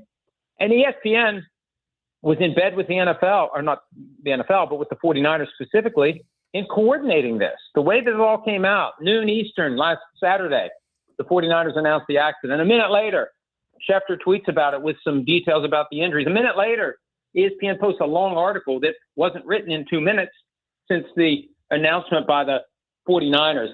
So it's another, and there's a dotted line between how ESPN handled the 49ers incident and the Diana Rossini, Mike Vrabel thing.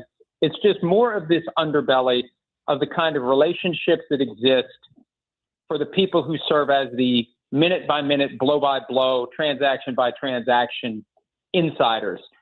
You put yourself in a spot where the audience, who should be your primary duty and focus, takes a back seat to maintaining, preserving, and advancing the relationships that allow you to tell everyone 5 minutes before a transaction happens that this transaction is coming. And I think more and more people in the audience are starting to understand there are reasons to be skeptical of what some who serve as insiders have to say, because there's a lot of stuff that's going on behind the curtain that they are doing their damnedest to keep secret. Here's what I don't understand, Mike. As a career journalist, worked for newspaper in my first act. But seriously, news writers are assigned to go look at the police logs every day, and there would have been a record of the accident unless, to your point, not only ESPN was complicit, but some law enforcement was complicit. I don't understand how. I get the 49ers didn't publicize it, but it should have been a matter of public record, and none of their papers reported it.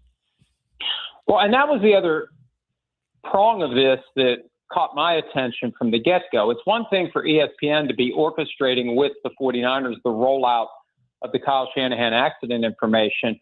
Where are all the news organizations that are actively covering the 49ers and the San Francisco Bay Area?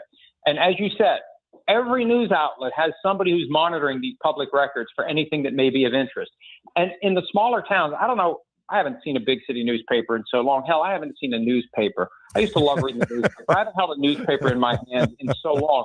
But, you know, in the small town newspapers, you start flipping through the Sunday edition and There's all the marriage licenses. There's all the divorce proceedings. Right. There's all the real estate transfers with how much you paid for your house. And these are all private citizens that have this stuff publicly disclosed. Kyle Shanahan this is a job we've chosen, public figure, and can't expect any of this stuff to be hidden. So either the news organizations were asleep at the switch, or they were taking the lead of what the 49ers wanted, or the Palo Alto Police Department was slow playing, downplaying, concealing. And the reporting that's emerged recently that the Palo Alto Police Department isn't going to release the 911 call, isn't going to release the body cam footage from the officers who responded to the accident, isn't going to release the accident report citing the California Public Records Act. That's one of the things on my list today. And I don't look forward to doing it. You know, my former life of practicing law, every time I think I'm out, they pull me back in.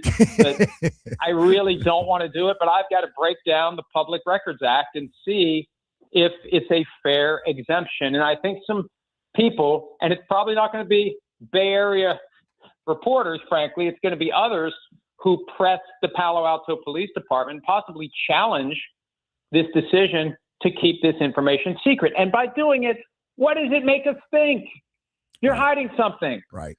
Yeah. You don't hide nothing.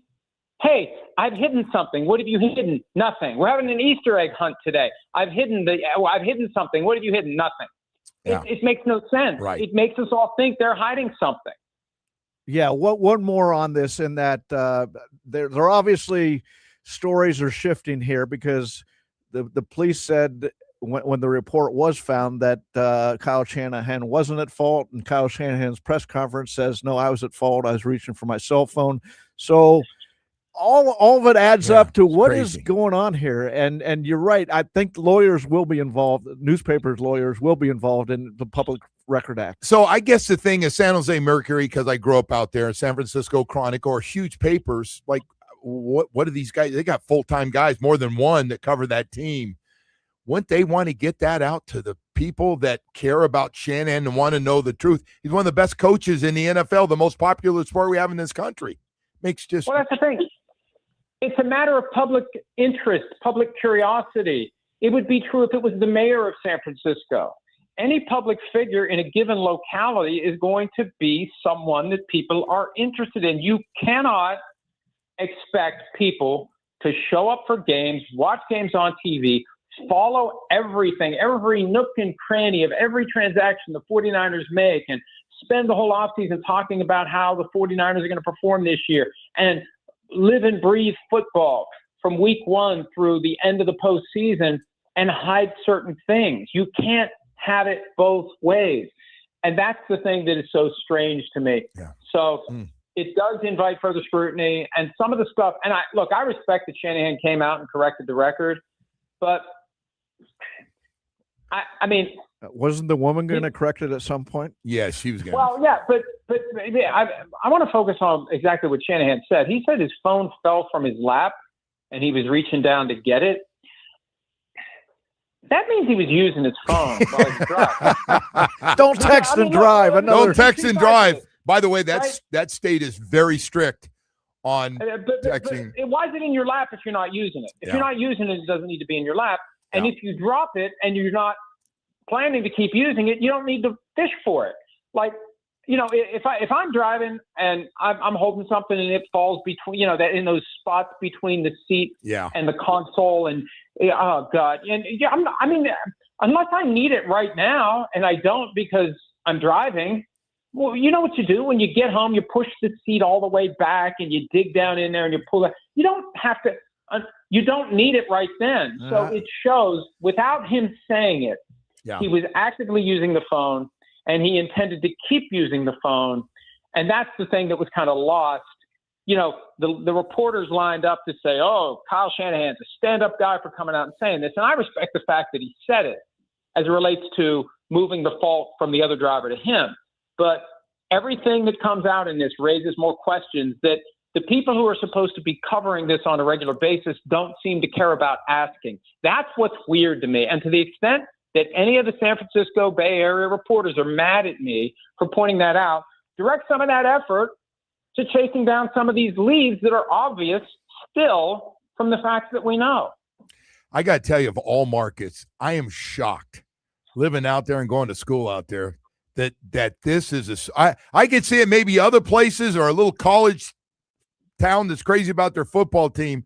This one really surprises me, knowing the Oakland Tribune out there and the Mercury and all those. I am shocked with all the writers. Anyway, hey, Mike, I want to ask you about the Baker Mayfield. Came out pretty strong yesterday and made it clear throughout everything. What was your take on that? And he said he's done. He's going to focus on it. But, man, that's got to be awkward dealing with Baker Mayfield, isn't it? Every day when you're there saying, you guys have disrespected me with that offer.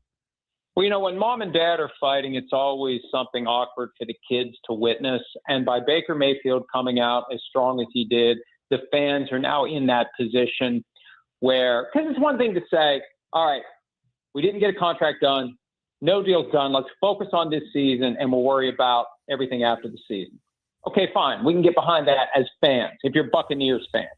Now you've got this lingering animosity and Mayfield saying he feels like he was disrespected and undervalued.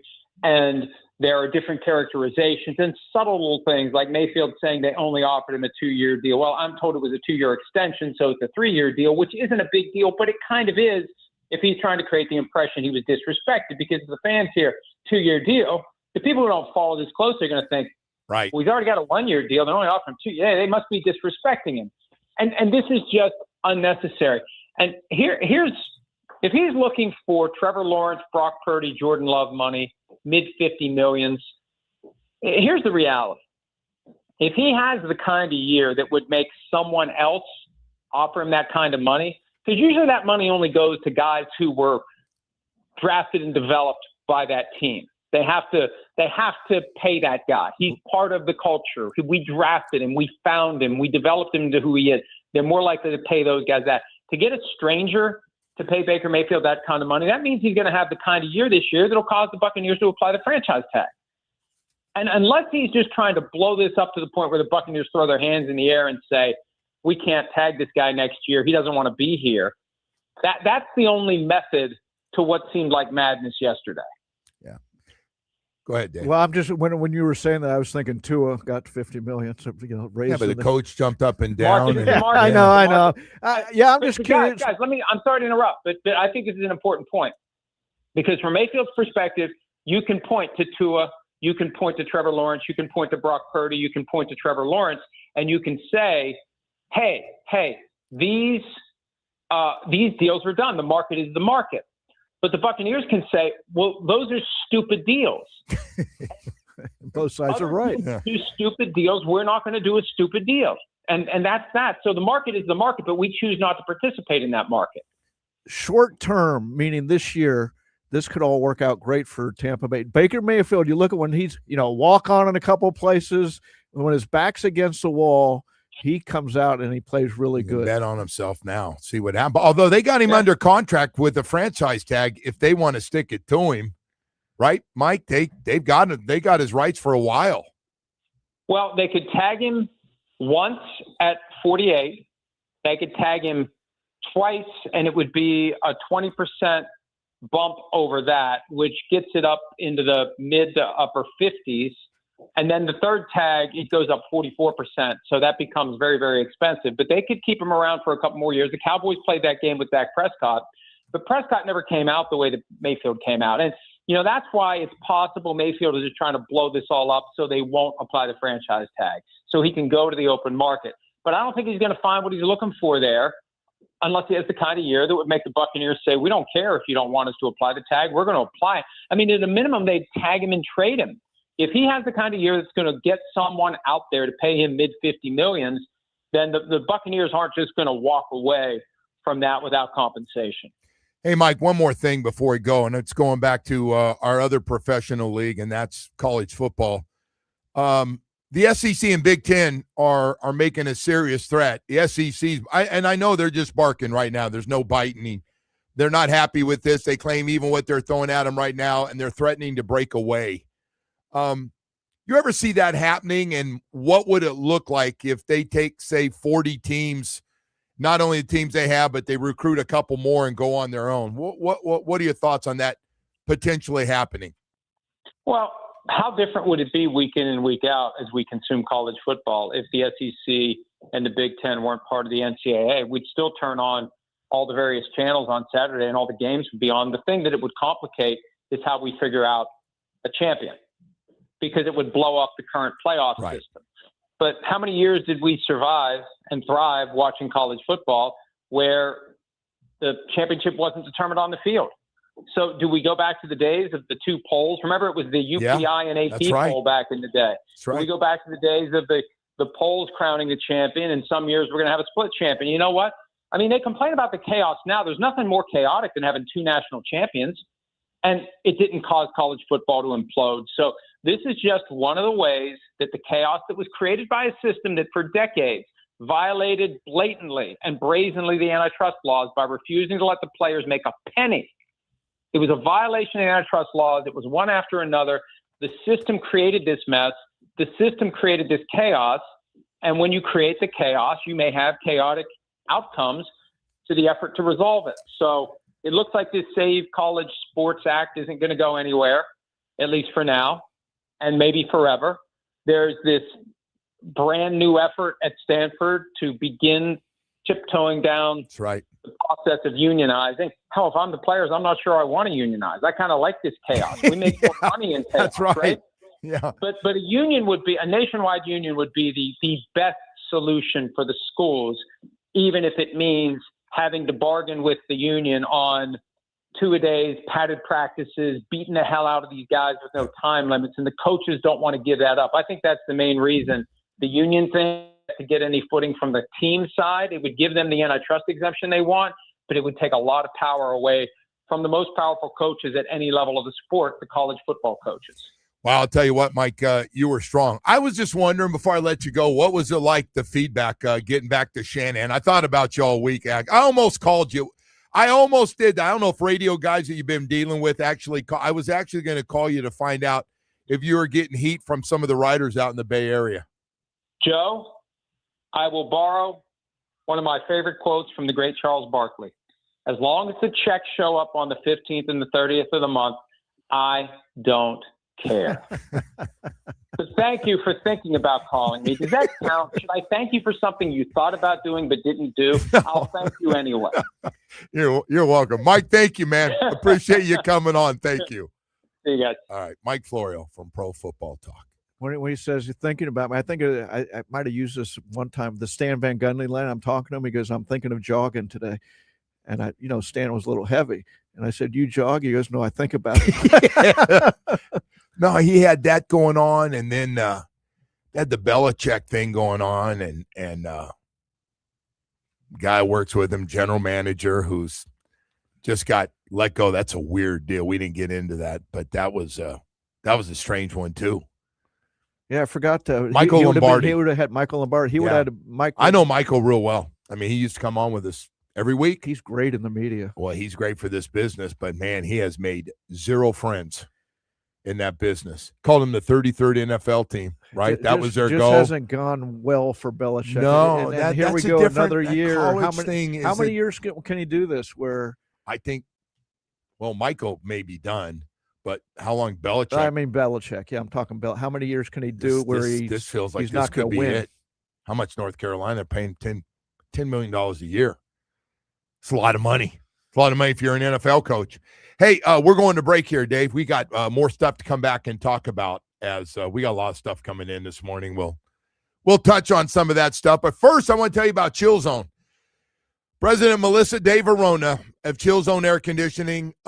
Melissa, thank you. Thank you for having, we had a great experience. And listen, our air conditioning units, you run them hard. And I got my kids around, they run them harder. And listen, they break down. There's nothing you can do about it. They break down. It's not the air conditioning company's fault, but they break down. What is their fault is bad service. That's their fault. And you will not have that at Chill Zone Air Conditioning. The biggest pet peeve for me is not being on friggin' time, man. When they tell you, we'll be there between 8 and 12 o'clock. My wife, I can live with that. But when you show up at 6:30 at night, I can't live with that. That's a wasted day for everybody. Then you tell me my air conditioning unit can be fixed. Then you tell me I need a new one. Then you tell me it's apart. You don't get back to me for a week. It's called crappy service. It's a problem the air conditioning companies have right now. You won't have it with Chill Zone Air Conditioning. Melissa De Verona will send out the crews every day, make sure they're on time, gives you a heads up when they're coming, and there's no surprises. And everybody is knowledgeable, and every one of those trucks going out every day. I had Michael. He was fantastic. And you're going to get great people working. If you're ready to make a change and not sure where to turn to Chill Zone Air Conditioning, 786-378-2778. Tell them you heard it right here on 104.3 WQAM. They're part of our sports family, and they're really good at what they do, and you're going to love working with this family-owned and operated company. I'm telling you right now, remember, Chill Zone Air Conditioning.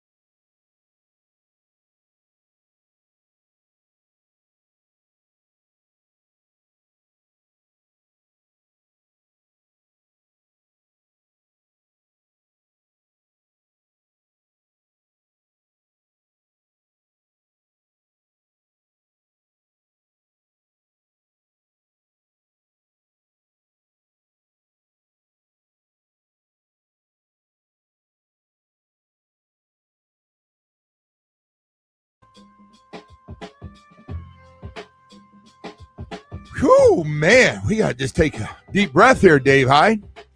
As want to thank Mike Florio for joining us and getting it all rolling. By the way, the 49ers. So they signed Deebo Samuel, come in because they're shorthanded. Some of their receivers are hurt. And Deebo played with Brandon Ayuk on that same team that was really good. They were really good that year. And Brandon Ayuk is off his rocker. I mean, he's not making light of mental health, but something's not right there. He's just and they got the interim. He's gotten coach. off the road a little bit. And then you got that story. You got Chris Forster, who is our offensive line coach, one of the best in the business, now interim head coach while Shanahan's out. And, of course, one of the strangest stories we've had here. That's a top 5 story. Game 2 for the Dolphins out in San Francisco. Game 1, of course, is Kirk Cousins or Fernando Mendoza. I think Fernando Mendoza's on the bench. They pretty much just came out and said, and then I heard Mendoza yesterday said, I'm not even close. I don't know what. Did you see his stuff yesterday? I did not. Very passionate about it. I got a long way to go. I just got to work at it, but wouldn't I'm not he say ready. That if they name, he said, I'm not ready. Yeah, he said all that stuff. Brutally honest. Like, I mean, I got to give him credit. Any rookie on the first day of camp isn't ready, right? So on some level, that's a sense of self-awareness. I will tell you, nobody's going to pick things up faster than that guy. Right. He's smart and he's motivated. And I think he's got comprehension off the table. I think when he sees it and he meets you and then he remembers your name like 10 years from now. One time, I'm writing it down and forget tomorrow. He's let's see where he is in 6-8 weeks from now, or 6 weeks, probably end of preseason. And they look at the Dolphins and say, wait a second. They have no cornerback and no pass rush. Wouldn't this be a perfect situation to start a rookie, the number 1 draft pick? I don't think they're looking at. I guess not. Well, who's looking at? It's a big picture. Tom Brady's looking at like, hey, I sat my rookie year and it was the best thing that happened. That's true, but I think the other thing is, they got 3 teams they got to catch up to in that division, and to me, those 3 teams are way ahead of them. Way ahead of them. But and listen, we're not talking from a position of strength either, where we are in the AFC East, but out in the West, Denver Broncos. The Chargers. But they're way ahead of them, City Chiefs. Whether Kirk Cousins or Mendoza starts. The question becomes, what's the best thing for Mendoza's develop? How quickly before he's the guy? Because Kirk Cousins not the future. No, yes, to your point. He's not even the present, really. If Mendoza's ready, if he's ready, play him. Yeah. Well, listen, that's one of the many stories. And Tampa Bay sitting up there, and they got their defensive tackle, who I think is really good.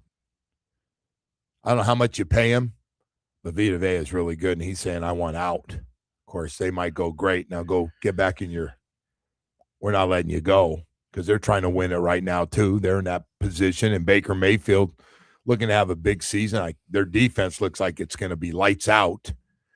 Anyway, yeah, we've got all that stuff, plenty of news in the NFL. So let's get back here real quick. We got just a second here. A lot of stuff on the Big Ten and SEC coming in this morning. Miami, I don't know where you rank them, and sometimes I'm too close to the situation, but as far as sexy teams outside of the Big Ten and the SEC right now, Miami's got to be close to next up, right? They are. They put themselves in that position the last. But they're a very popular team. It's proven by. Well, they're winning. Numbers. Either the villain or they're the new team. But the fact that they were in the championship game, perfect timing for them, right? That all these changes in college football are coming. You want them in the SEC, though? No, you want them in the Big Ten. I'd rather be in the Big Ten, but I can see everybody saying, screw the Big Ten. They got 3 teams, and Penn State's down right now, and I it'd be a good time to go into the Big Ten then, because you can. But I think the SEC's overrated. 4-10 in bowl games last year, 8-7 the year before. Don't tell me that they dominate. They're like everybody else. Florida's been a little down. Ole Miss has been way up. Let's see if the new guy can keep doing it. Alabama's been down compared to what they were. Alabama's before. no longer Nick Saban Alabama. True. But come on, Georgia is right up there every year. They always have a handful of teams. Mississippi was last year, showing any team can really rise. LSU now is going to be great this year. So I don't know how quickly, but they're going to be great. Ain't going to be from lack of resources. Their whole conference, everybody said, 1-14, they're great. No, they were 4-10 in bowl games last year. They weren't great. Now you're a Big Ten guy, okay? Can we just say I grew up with the Big Ten. There you go. You're got a little Ohio State on your. I wrote a book about Ohio State. You did, okay. Yeah. Hey, Dave, I took it a step further. He wrote a book about it. I did. That's hilarious. Yeah. That's the funniest. The first team I fell in love with as a kid, 68 Ohio State football team. And you did a book on Ohio State and Michigan, right? Or the rivalry? Just Ohio State. That season they won the national title, and it was really turned into a book about Woody Hayes and his off-the-chart personality. Anyways, let's get back to what we were talking about. That's very funny. I guess you are. Man, you did that. Well, listen, we got to let everybody go. I realize I'm going to be running into the next show. Hey, Dave, it's been fun, man. Thank you. Fun, Joe. All day. Thank you, brother. Appreciate everything all week and last week as well. Jamie, thanks for coming in, bro. Always appreciate it. And to everybody that listens to us, thank you very, very much. We'll try to be better on Monday morning. Do have a big week next week. Tuesday, we'll be at the University of Miami for the first day, which means we'll have the head coach who will be fired up, man, on Cuban coffee. Have a great weekend, everybody.